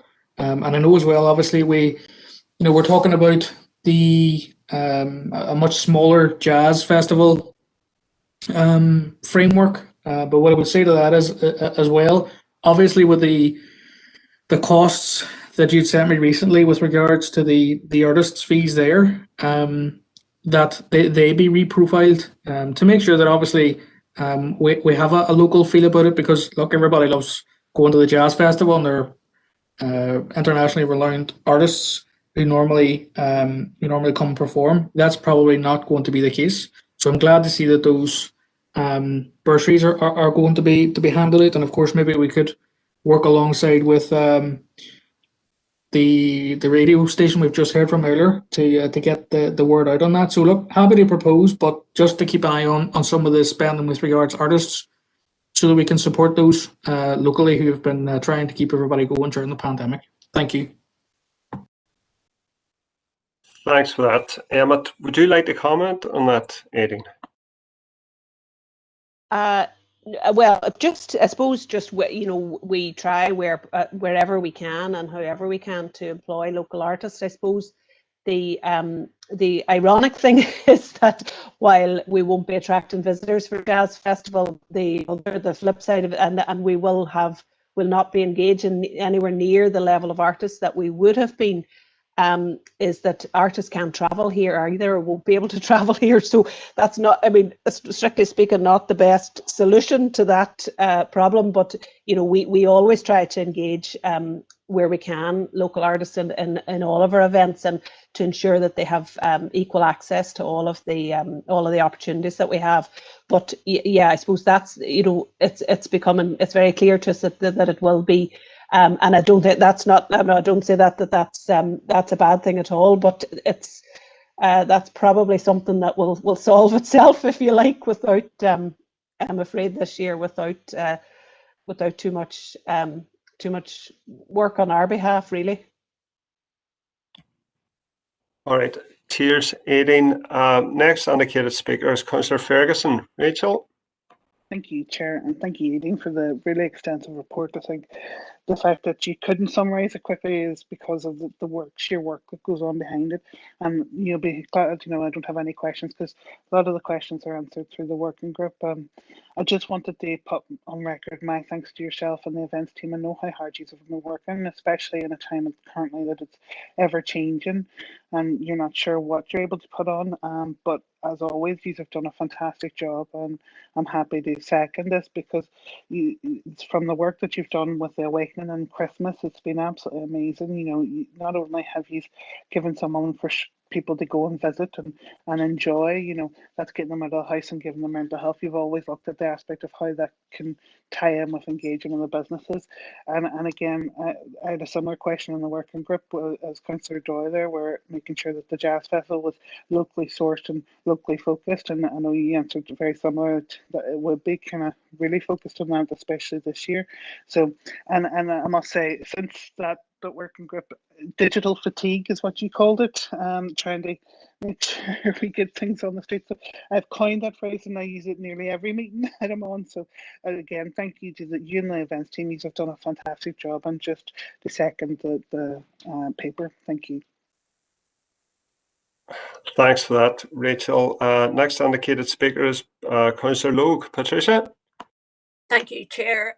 Look, my connection went a wee bit there, so Aileen, excuse me, I didn't hear your last comments to Councillor Doyle, but I suppose just to start, thanks very much for the report.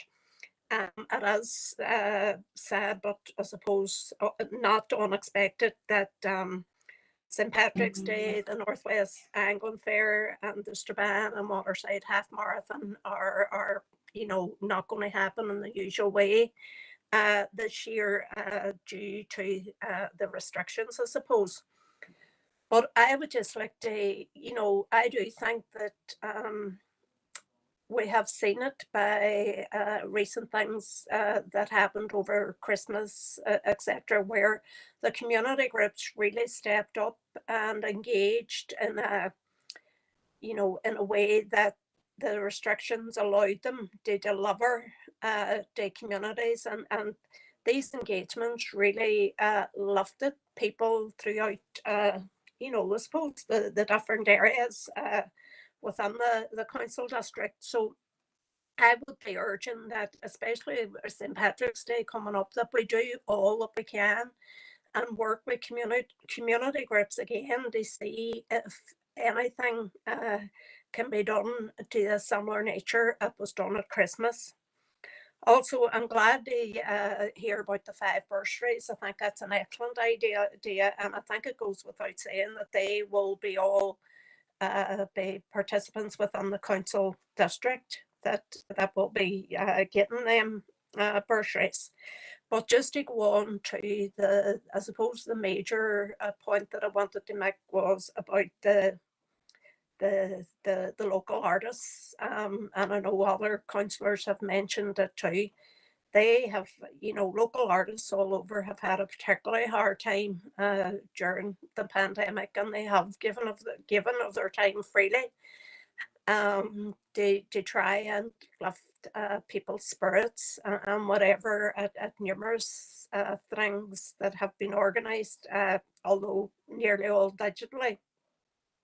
But I would want to go a wee bit further. I would be asking that, that when contracts are being not contracts, but when the procurement has been sent out, that it is, that what's in it is geared towards local artists. And I think it might be a good idea just to, maybe convene the working group again to try and iron that all out. I think it's grand and paper to say, we will include and encourage local artists to apply. But I think, you know, we really have to be doing something that gives them that wee step up. And I would be keen to get some sort of tier that would help towards that. So I would be proposing that maybe a meeting with the, as I said, with the working group to try and bottom that out. So I think that's all. I think we can just, you know, I suppose look forward. Hopefully we can have the other festivals coming up in the middle and latter part of the year and the start of next year. But if you could just maybe respond to that part, Aidan. Now, look, my connection seems to have stalled again. I don't know if he's heard me or not. But I don't know, there's something wrong with my connection, sorry. No, we got all of that, Councillor Logue, loud and clear. So, Aidan, is the working group due to convene in the near future? It's not scheduled to, but it can do, and I'm sure we'd be happy to invite our colleagues in audit insurance to join that meeting in relation to the procurement proposal. I should just say, you know, there is the submissions that we have had to date. They're predominantly local artists, and so I, you know, a lot of those contracts aren't awarded yet. They're going through the system. But I don't have any concerns that you know, that the work that we are commissioning at the moment, that from what I see, I don't have any concerns that there are going to be you know, artists coming from outside our council area coming in and you know, and taking the you know, taking the work that's there. So you know, I suppose, as I say, that those things aren't they're, you know, they're not confirmed yet, but I'm not, you know, I'm not concerned. You know, we do a lot of work to ensure that, and we have done over the last couple of years, done a lot of work to ensure that our local artists and you know, all the organisations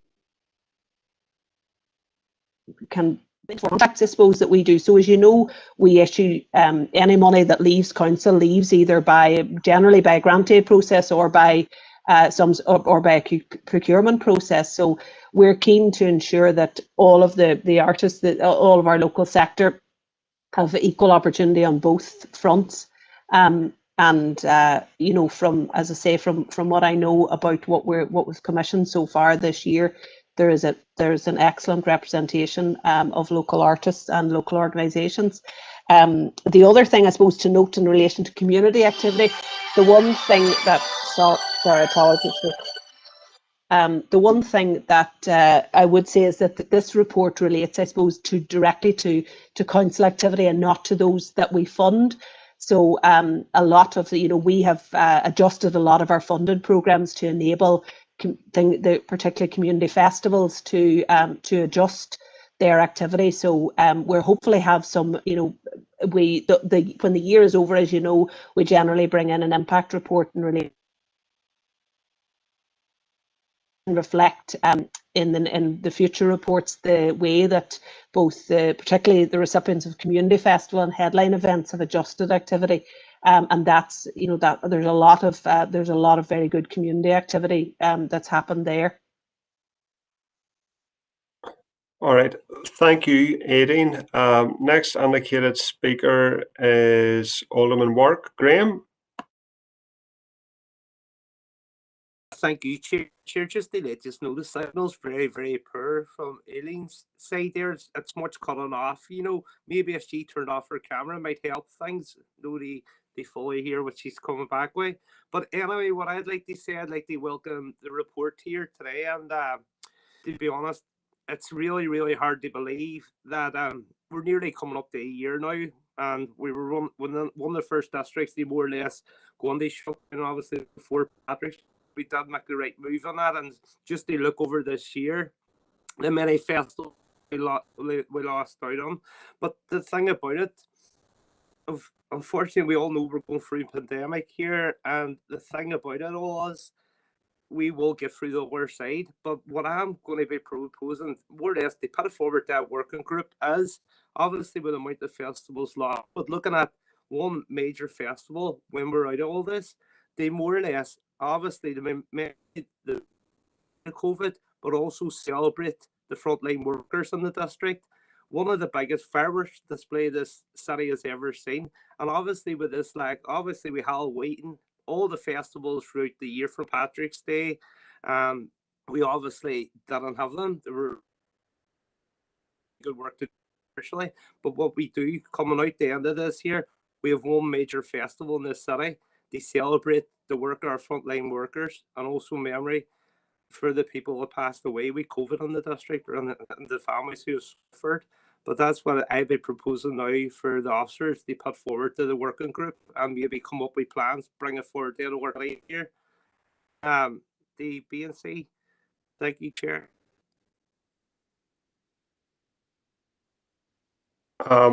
That's a very noble proposal, Alderman Work.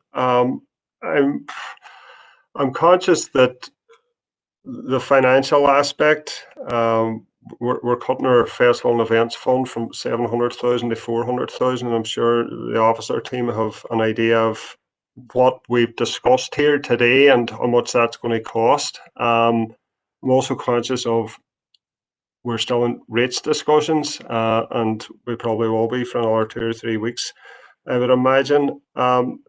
Would Stephen have any feedback to give on that proposal, or would Alderman Work just table that at the next meeting of the working group? Well, yes, I mean, Chair, just through you, I mean, what I heard there was Alderman Work asking for us to consider it and bring something to the next working group. So we can certainly do that. I mean, obviously there's going to be a large degree of uncertainty as to when something like this could be done, and budgets, etc., would all have to be flexed out.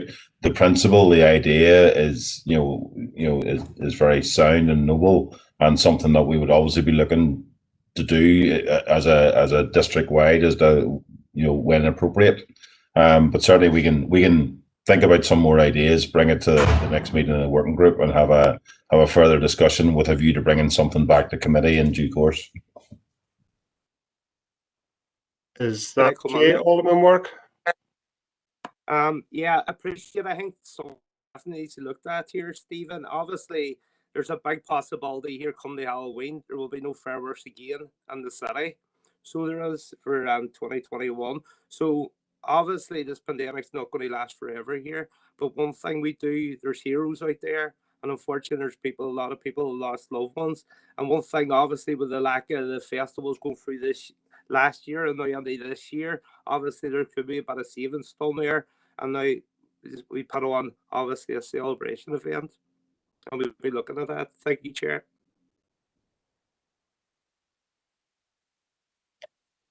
Thanks for that, Graham. The next indicated speaker is Councillor Durgan. Mary. Thanks, Chair, and a lot of what I was going to say has been said. So I just thank Aideen and the team for the report and for their plans and for all their good work to date. And of course, we are a year in now to the pandemic, and last year it was a situation where a lot of the planned events had to be readapted very quickly and turned around, and that was done. But now we're looking at just maximising opportunities where we can, and obviously it's great to see the local artists will be engaged in opportunity, because under the earlier item we were talking about the engagement with that sector we've had in terms of challenges with funding. So it's just so important too to keep them engaged on these local opportunities. Just one thing, and I have been cutting in and out, and the Colin Kill did come under the previous item, and I got cut out, but Aideen had been indicating that reports will be coming forward to maybe the Northwest group. Could I ask for a report to this committee? It's just because it's interesting. Darren had said about St. Augustine's had approached him a few months ago. The Aller Church people had come forward and I directed them to council, and at that stage there was a process of a dedicated officer being appointed. I do understand this might be cross-sectoral too. There might be work for heritage, the heritage officer, but you know, as Aidan says, the 9th of June will be the feast day, but the idea of the 1500 is to be year-long events, and there are so many organisations, people mentioned them, that might want to be coordinated or to have their own celebrations, maybe feeding in to council. So could I ask that we get a report to this committee?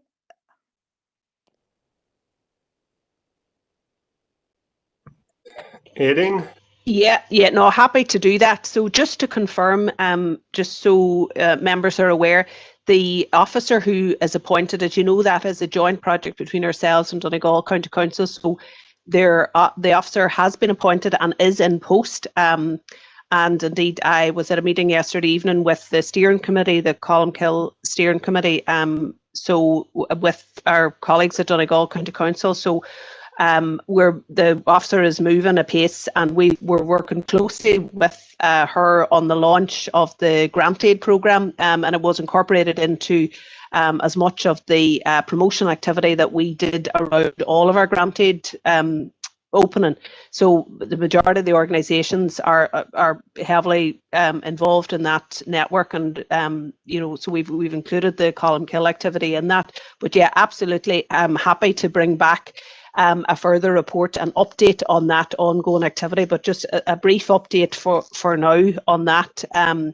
The officer's just in post since just before Christmas, so they've been working at a pace for the last few weeks to get the project up and running. But I can assure you that it is really coming to fruition very well, and that grant aid has opened, and indeed the other activity is well underway, obviously referenced in the within the festival events activity, and also in the museums activity for this year. As you know, are a big sort of one of the major events that we have obviously is our Columkill exhibition for the latter part of this year as well. So, but yeah, happy to bring all that together in a specific report, and I will speak to our colleagues at Donegal County Council about doing that. Thanks, Aidan. Is that okay? Right, Mary saying that's okay. Councillor Mellon, just before I bring you in, Alderman Warwick, in terms of your proposal, it's my understanding that Stephen has agreed to bring something to the cultural working group. Is that correct? Yeah, we can look at that and work something up, bring it to the festival events working group where we can have a more rounded discussion with a view to bringing something back to council, or bringing something back to this committee. All right, thanks, Stephen. Are you okay with that, Graham? Yeah, I've seen Alderman Ramsey saying it, but here, just more or less what I'm really talking about here. Obviously, for a lot of people, they have some kind of event. They look in the future here where everybody in your family is along beside you. It's what everybody would want more than anything at the minute. And I think the working group and council officers now look into this here. Obviously, this ain't going to last forever, but let's have the biggest firework display the city's ever seen. And also they thank the frontline workers and also the memory of all those who died with COVID-19. But happy enough that something come back, Stephen. Thank you, Chair. All right. Thank you, Graham. And Councillor Mellon. Aileen? Thank you, Chair. I'll wait until the report comes back for comments on that issue. So I'll just let you move on from there. Thanks. Thanks, Aileen.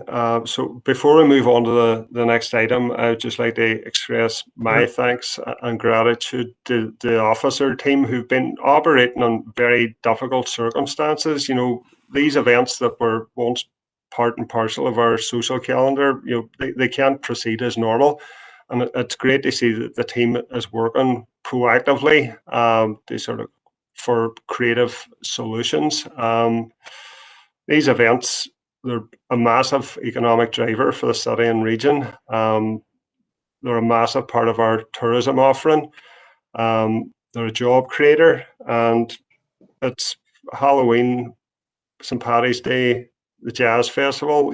They're parts of everybody's social calendar. So the sooner they're back together in the normal format, the better. But we need to be doing something creative to ensure that everybody still enjoys them whilst the restrictions are in place. So that's a really, really positive paper. So the next item is item 12, and it's the Levelling Up Conference. Sure, I had requested earlier on to come in on this. Sorry, Derek. Go on ahead. I appreciate that, Chair, very much. And I suppose I do have to say I admire the optimism that may be within Aideen's paper. I mean, people that I've been talking to, they're looking toward the end of June before there's any real easement to be considered. Even within my own hospitality trade, my colleagues, I know Councillor Barr's on there, but that's the sort of period that some folk are looking at. And I'm concerned that, would there be a case that we could end up animating empty streets? We don't know where these variants are going, and people have talked about an end to the pandemic, yes, or to the COVID situation. Definitely there will be an end to the pandemic, but not to COVID. I think we're heading into a situation where we are going to be living with COVID and living to the best of our ability. The comments with regard to utilisation of local artists, totally 100% agree. And my own business, I bring in local live artists at the weekend, and they are definitely suffering. And they are, as somebody has said, they're the guys who are sitting in their kitchens and playing and entertaining folk at weekends, through the week, etc. And they have to be the primary folk that we look at when we're seeking to source entertainment. Aideen has referred there to the funded programs, and again, once we get on top of the current situation, the funded programs may be seeking to come in again. So I would hope that the funding stream will be there to allow that to happen. A word of caution with regard to Alderman Wark's proposal. Certainly a celebration, a big thank you to the frontline workers. But from a personal perspective, I know that my own family would not be seeking to celebrate with regard to a loss within the family. A reflection, definitely, a period of, or an event of reflection would be very welcome. But I know that there are many families who don't feel that they would be able to celebrate, with a fireworks display or whatever. So the working group tread very carefully on that as to the best way forward to commemorate, to reflect, and to celebrate and thank the work of the frontline workers. But there is a working group that can take that forward. I noticed one of the events in there was the marathon. I'm mindful, for example, that the London Marathon was able to go ahead on an online sort of basis, or whatever way that works, and had the biggest number of participants they ever had. In fact, I think they created a Guinness Book of Records record for that last London Marathon. So, that type of event may be able to go ahead with individuals doing their marathon in their own locations, etc. All of those thoughts. Thank you, Chair. Thanks, Alderman Hussey. And I'm sure that the proposal from Alderman Wark will be given due consideration at the working group, and will come back to this committee for ratification. Councillor Barr, this will be the final speaker on this item. Raymond? Thank you, Mayor. Just very briefly, but I would just like to endorse everything that Alderman Hussein, Councillor Doyle has said in relation to our own entertainers. These people have suffered from day one of the lockdown. A lot of them, it was their only income, and they've also contributed so much to entertainment in the council district. down through the years, and I feel that any support that they can get definitely should be forthcoming. Thank you. Thanks, Raymond. So item 12 on the agenda is the Enterprise Week 21, the Level Up Conference, and we've got Kevin O'Connor to present that item. Kevin? Thank you, Chair. And members, this report is to provide you with an update in relation to our plans for Enterprise Week 2021. Obviously, similar to the issues which Aideen has raised in the main festival and events programme, we would have been well on our way now to delivering on our Enterprise Week, which would normally have happened in March every year. In fact, last year we delivered Enterprise Week just as the pandemic was beginning to become clear, and the challenges that it was going to present were happening. So I guess what we're trying to do is trying to deliver something for our entrepreneurs, our business community, our young people, and trying to just build on the promotion of a culture of entrepreneurship. And our proposal this year obviously is not to go ahead with what would have been a full-blown Enterprise Week, but to deliver a 2-day, it says in the paper blended, but 2-day digital event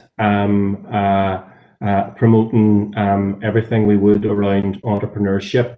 It's detailed extensively in the report around the various themes that we would like to focus on throughout that program, and the types of speakers that we would like to attract. The ironic thing is we are able to actually attract more renowned speakers because it will be digital as part of this event. And what we're planning for at the minute is to deliver this in late April of 21, but that it would be fully digital actually.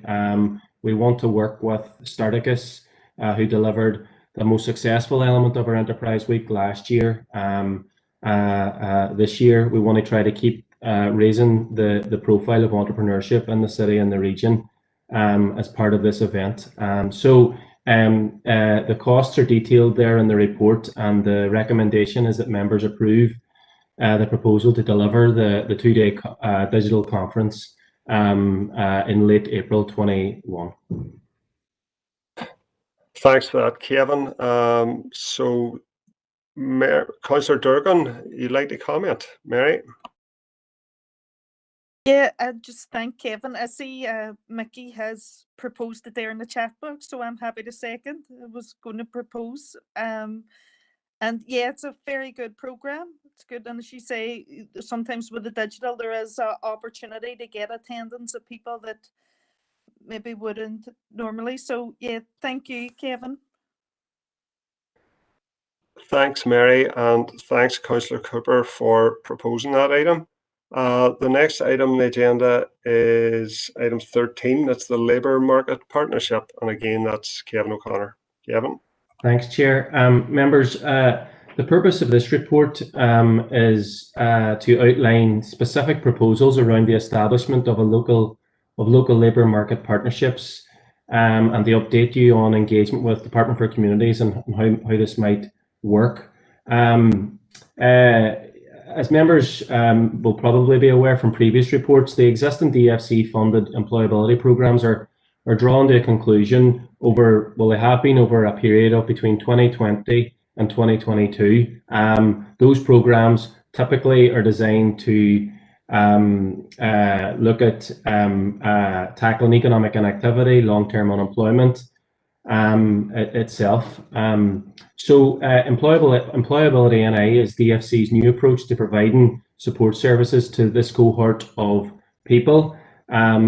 And rather than a standalone program, DFC are proposing for a suite of interventions to be designed to deliver a reduction in economic inactivity and long-term unemployment, to provide increased support for those with health conditions, and to create a mechanism for government to collaborate with local councils and other departments to basically deliver a more joined up approach to employability interventions. This new employment offer is devised under the Employability NI, as I said, framework, and also includes a new proposed local labour market framework to be delivered across each of the 11 councils itself. The LMPs are intended to provide leadership and basically to integrate the services to try to deliver a more localised solution to employability support, to manage devolved funding and its delivery through a dynamic purchasing framework, and to manage arrangements for evaluation of local interventions. There's obviously a table in the report about some of the proposed structures which DFC have looked at themselves.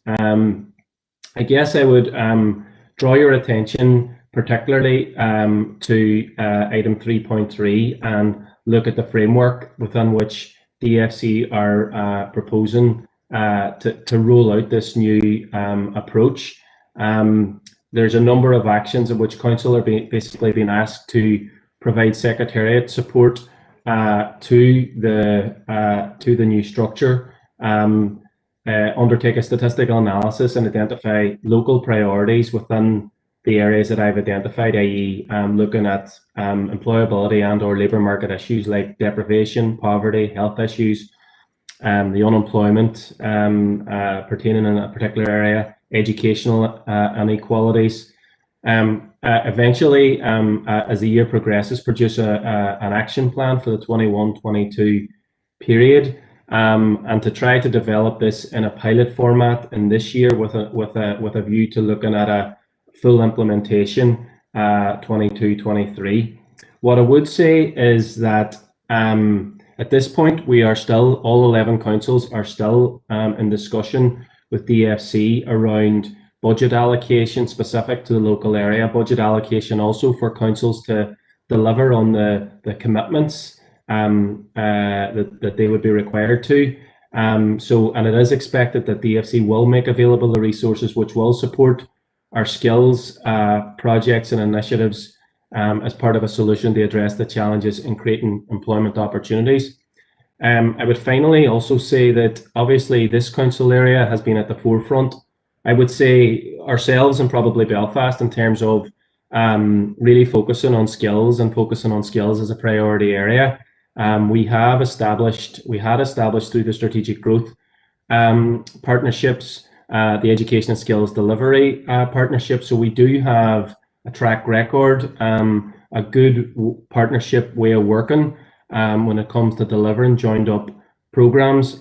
We certainly welcome the direction of travel to try and to deliver more localized solutions and trying to give the client a more transparent pathway to accessing the support that's out there. And so certainly it's something that we would welcome as an officer team, albeit with a caveat around the budget. So the recommendation is basically that members are requested to agree that officers agree to work with DFC in the creation of the interim labour market partnership as detailed in the paper, and they bring forward further papers around budget and the action plan as it develops.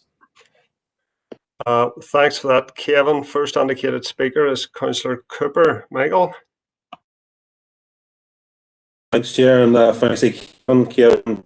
You'll know we've been discussing this for a while, and myself and Martin Anderson have been working with the Minister, the EFC Minister, on it for quite a while as well, in terms of trying to get a new direction of travel around the stubbornly high figures when it comes to economic inactivity, long-term unemployed, and there's a whole range of reasons why a number of those people are in the position they are.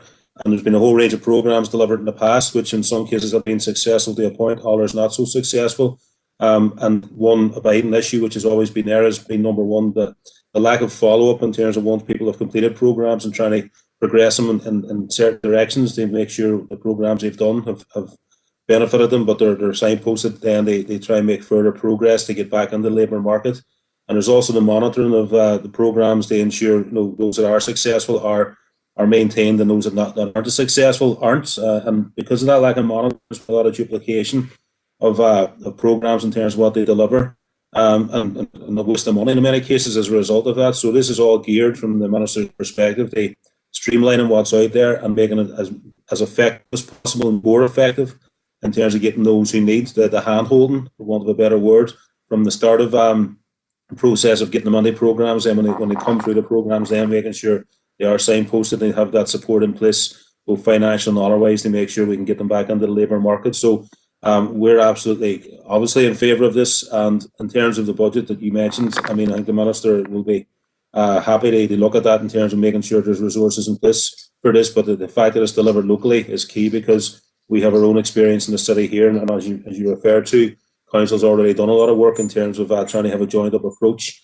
So we're best placed to try and coordinate that, and hopefully Minister budget will come forward, because the solutions here will be very different to what they will be in other council areas. So we're very, very happy that this has come to this point. There's obviously a lot of more development of this needed in terms of the framework around it and things like that, but it's a good starting point.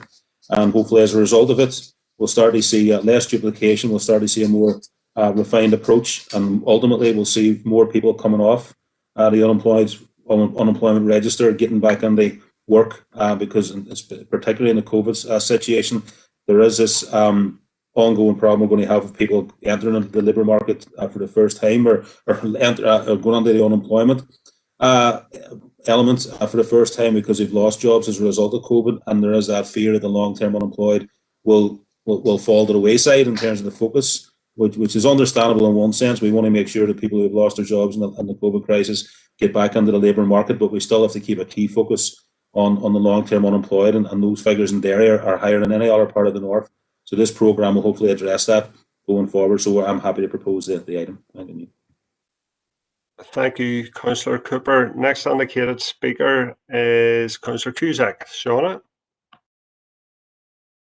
Thank you, Chair. Chair, it's not rocket science what this region needs to provide jobs and enhance our economy. We've been through this so many times. We need McGee expanded. That was promised, still not delivered on. We need civil and public departmental jobs decentralised from Belfast commercial zones to Derry and Strabane. Again, we've been let down a lot on this. I think I remember a few years ago having a motion in council on that very issue. Belfast does have an economy, and it has a lot of investment in the private sector. Why not decentralise those public and civil jobs to Derry and Strabane? That would make a great boost to our economy here, and that would start a lot of that job creation rolling. We need continued investment in our infrastructure. We need continued investment in our education. We need peace. We need so many things that we've discussed time and time again.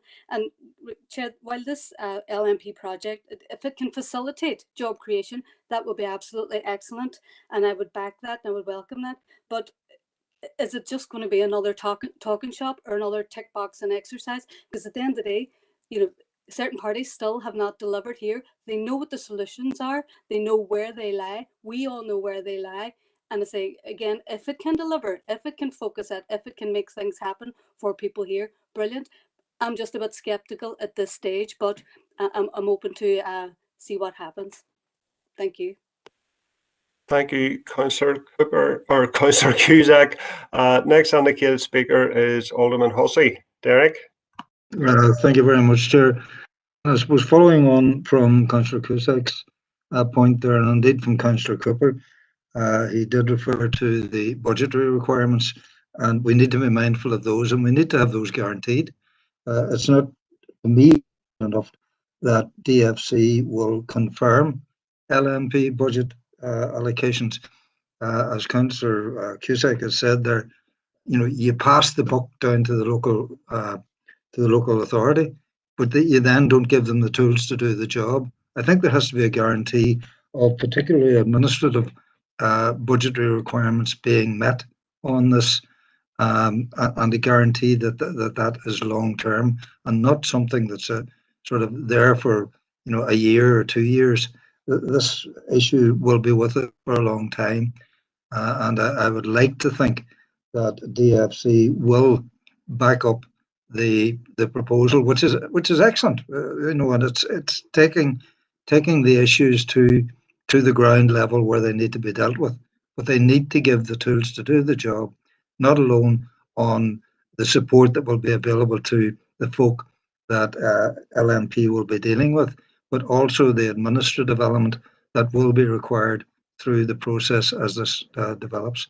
Thank you, Chair. Thank you, Alderman Hussey. And the final indicated speaker is Councillor Doyle.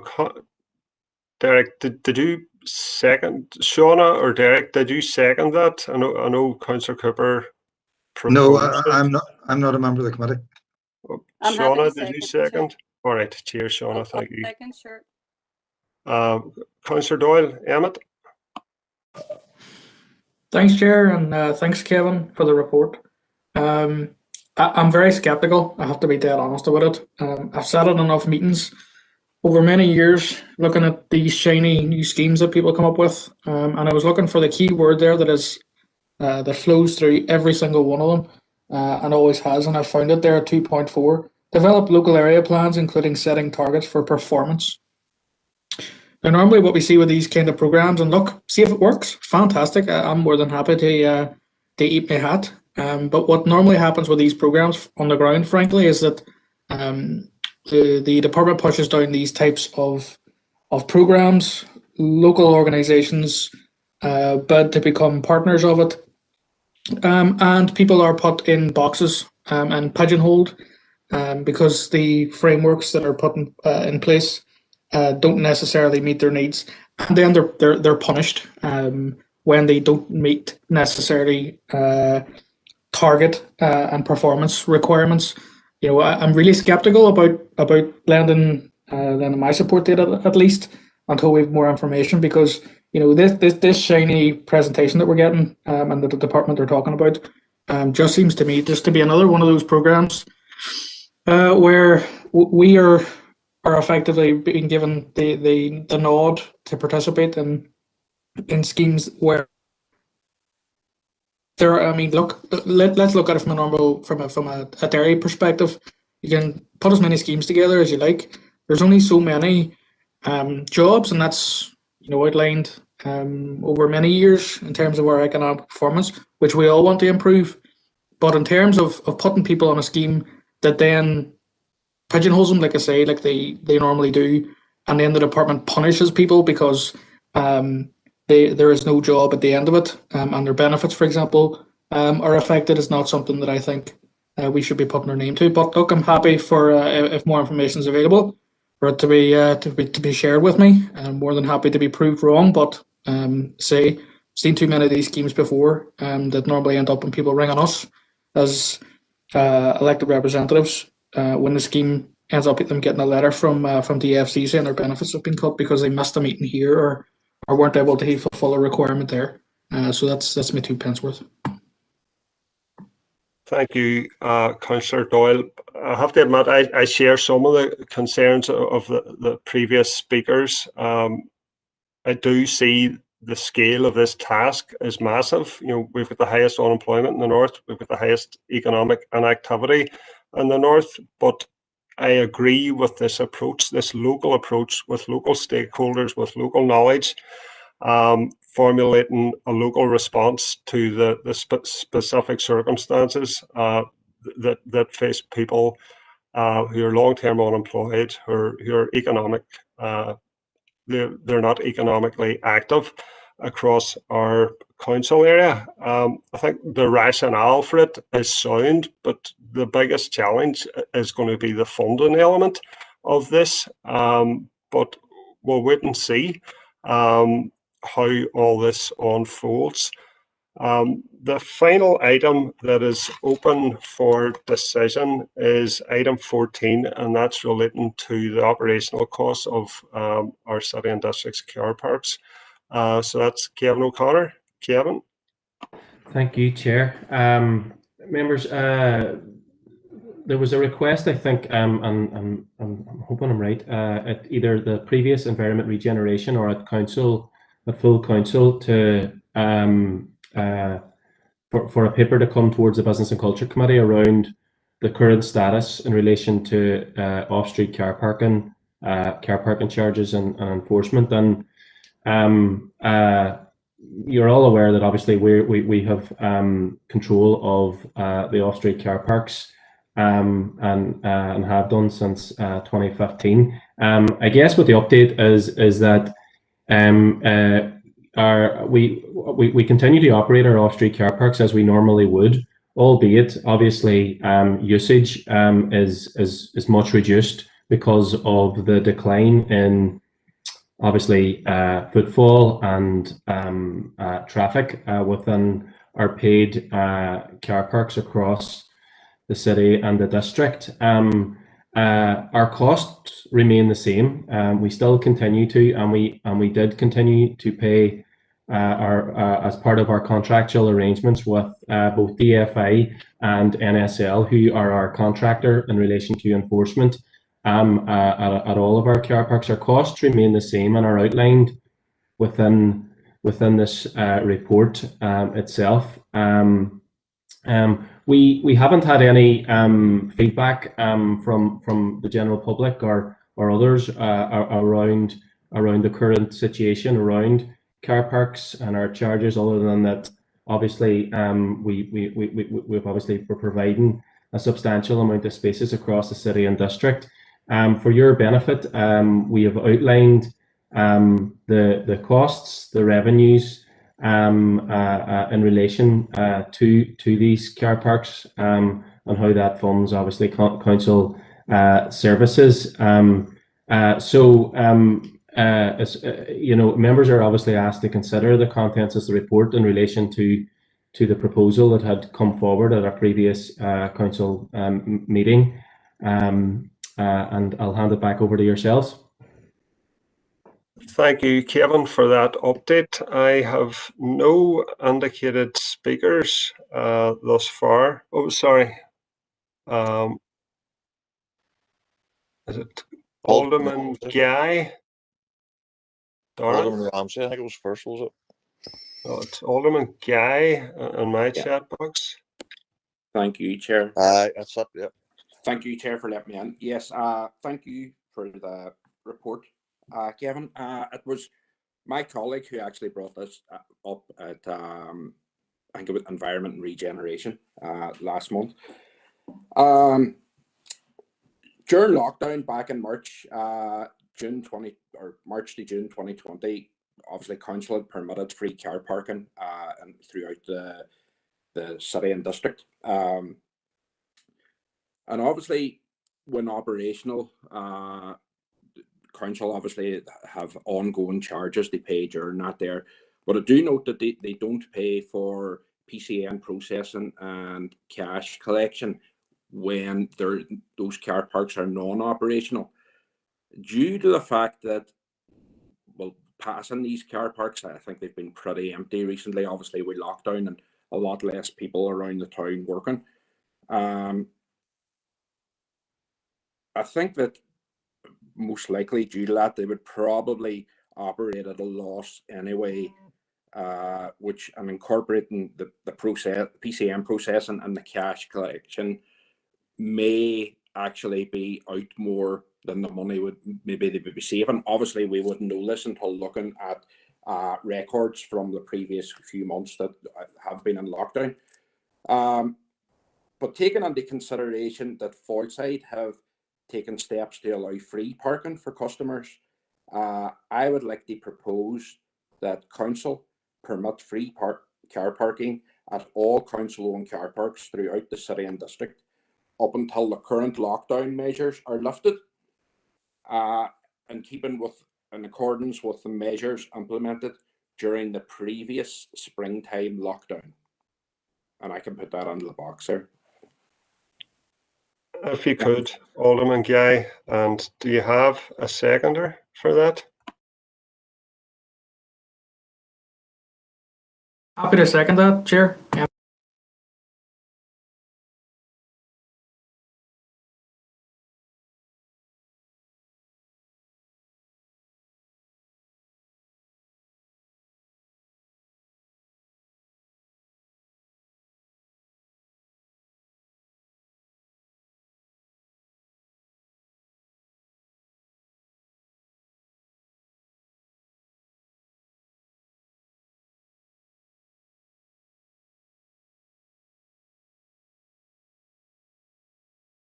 A box there in my chair. Thanks. My initial thought is, I don't know how much this is going to cost, and I don't know if I would want to have a vote in here today on what could be or what would be an unknown figure.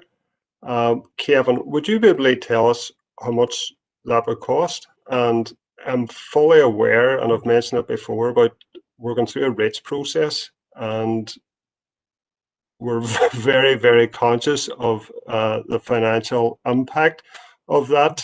And this is a completely unknown quantity. So, Kevin, could you give us any detail on that in terms of Alderman Guy's proposal, how much it could potentially cost? And you're talking about until the end of this lockdown. We don't know when that's going to be. So there are a lot of variables there that would need to be ironed out before members could make an informed decision. That's my view on this.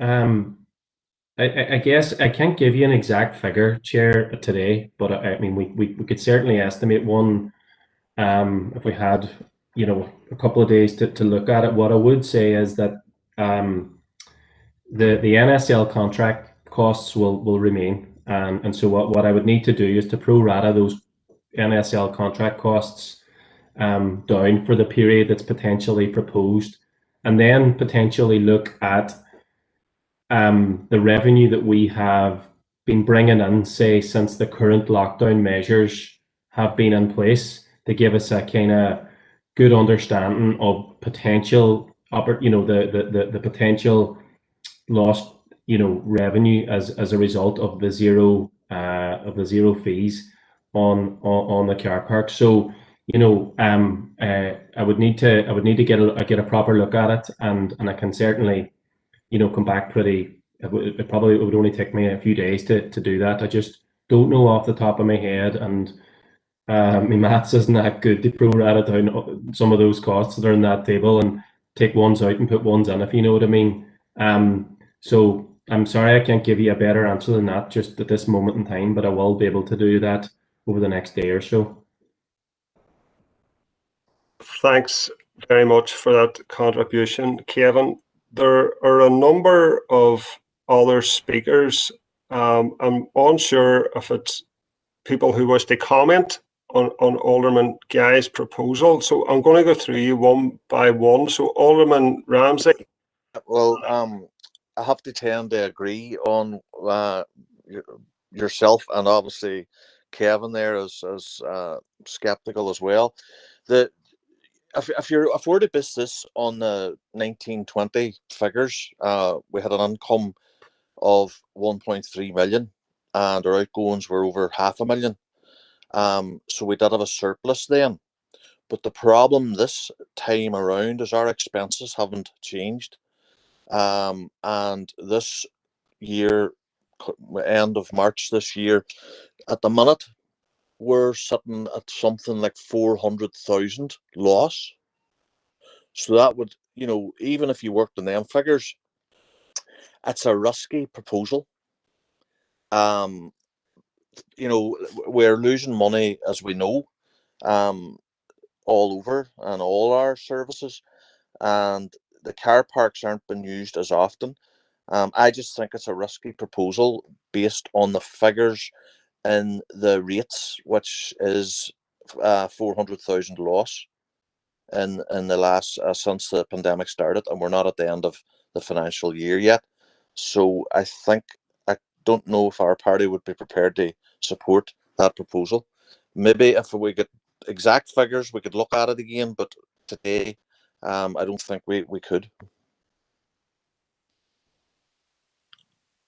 Thanks for that, David. Councillor Doyle, I know you seconded this proposal. Would you like to comment? Yeah, I'll just do it on the item and the proposal, if you don't mind, Chair. I'll wrap it up. It's fairly quick. Just on the table that we currently have, page 46 here, Kevin, with regards to car park rental costs, £50,053.08. Is that just for Bishop Street, firstly?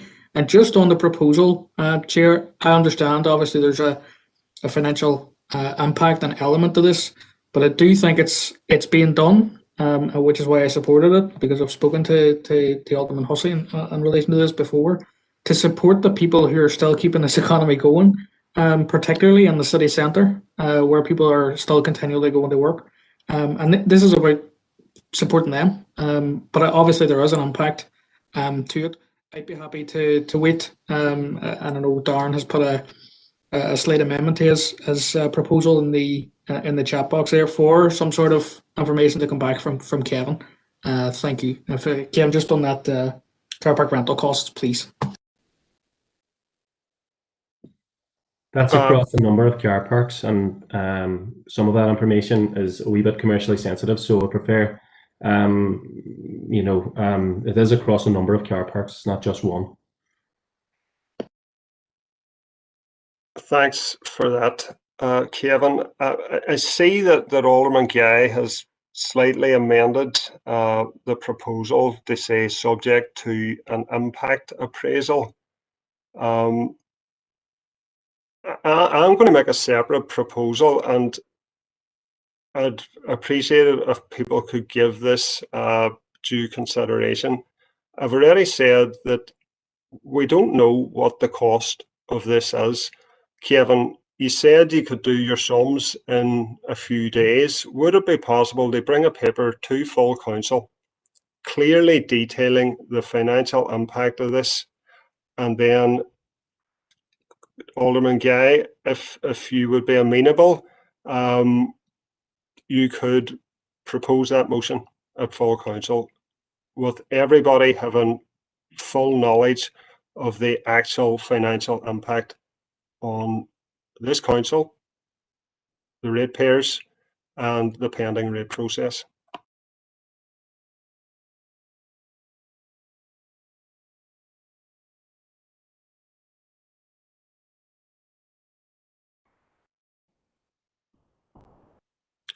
So, Kevin, would you be able to do that, first of all? You could do that. Sorry, yeah, no, I was just waiting on your direction. Yeah, there's no problem. Alderman Guy, would you be happy with that? Can you, this is taken at the council now then, basically, on what information that Kevin will bring back to us. Am I right in saying that? Yes, full council. Well, I have included subject the impact appraisal, so I have no problem with that there. That's okay. Okay. Right, that's fine. So, Councillor Mellon, did you want to comment? Yeah, no, Chair, just to say I agree with the approach. It needs to be educated, measured, and logical for people to actually feel the benefit from it, because, I mean, Councillor Doyle can second these proposals, but he also wants to strike a 0% rates. So we need some logic to the decisions that we're making in these committees, and I think that's a good way forward. Thanks for that, Aileen. Aileen, sorry, this is a business item. So, Councillor Barr, Jason. Thanks, Rory. I agree with your approach on it to take it to full council. It's just another thing, Kevin, that you can look into me for, please, is the off-street car park there at the Riverside Practice, just across the doctors in Strabane. Now, half of that car park is free of charge, and then you might have 30 spaces that you have to pay for. Can you bring, because there any way that you could even send me a report on, personally, just to see what the impact would be if that full car park was to become free for everybody to use? It's just, I do think it's a bit mad that half the car park's free and half's not free, and then every day the free car park is taken up by people going to work, when people that have to go on to access care for health and have prescriptions has to pay just to walk a second across the road to come out. And a lot of people, when they're it's very easy for people to forget to pay just to get on the collective prescription, then they come out, then they've got a fine. So it's something that I would like to look into and do propose in the future about that car park becoming totally free for the residents of the area. But if you could look into that just to see what the impact would be if that full car park was to become a free car park for people, Kevin, if you can, that would be great. Thank you. Is that okay, Kevin? No problem at all, yeah. Okay, cheers. In terms of people that haven't spoken on this item, Councillor Ferguson, Rachel. Thank you, Chair. Just, I'm happy with that approach. Also, I would like to know the impact it would have on council before making a decision. But in the paper, am I right? I could have read this wrong, but we pay fees to DFI. In the meantime, would there be a possibility to write DFI, obviously knowing that the minister had originally put out the free car parking spaces back with the first lockdown, to plead our case and the fact that we are looking to do that? Maybe she'd be willing to waiver the fees. I'm just wondering, before we go to full council, whether that could be done. Can I clarify something? Yeah, please, Kevin.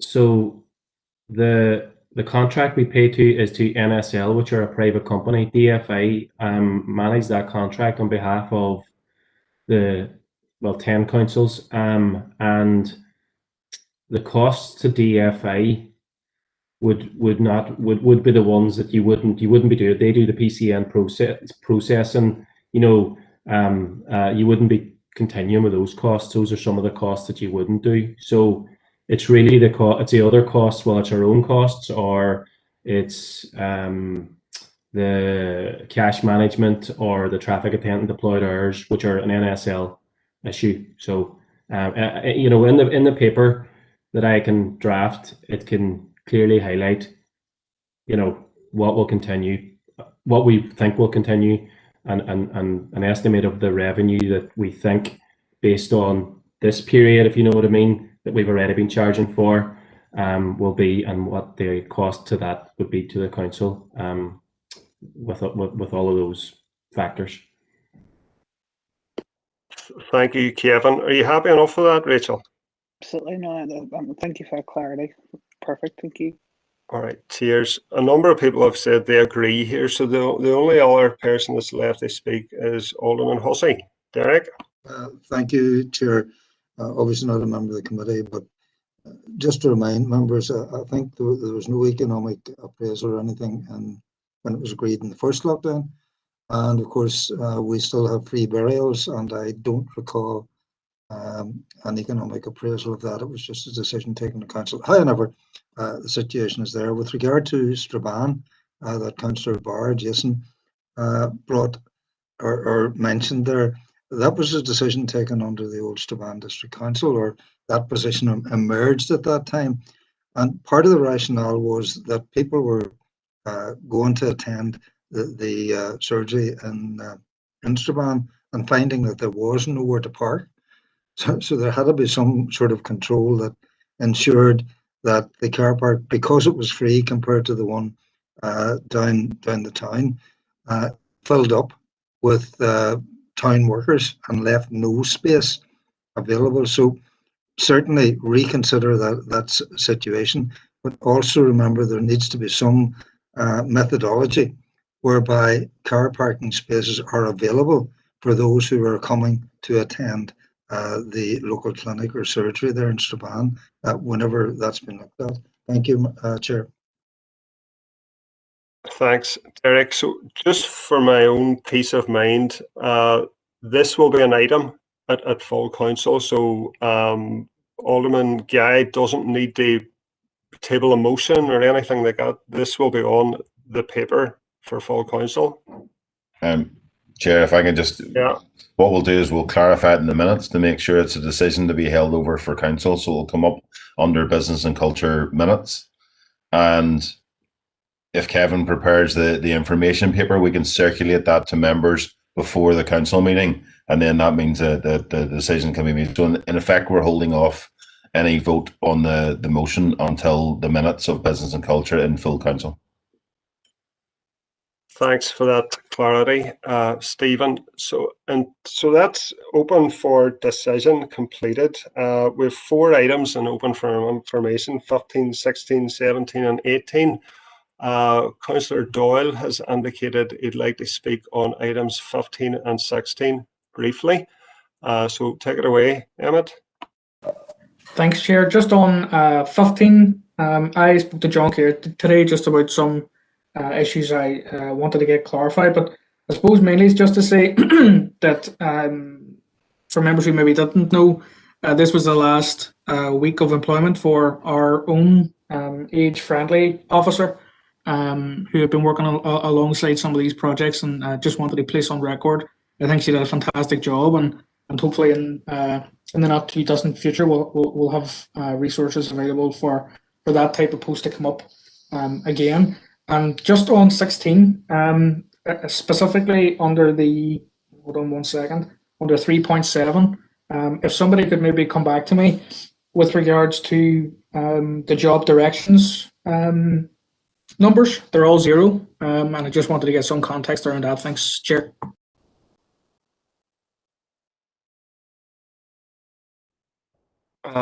Kevin? I'll come back on that, Chair. No problem. Right, cheers. Good man. So nobody else wants to raise anything and open for information. Nobody has indicated in the chat box. So we're going to move on to confidential now. Proposed, Chair. Seconded. I'm just going to wait to make sure that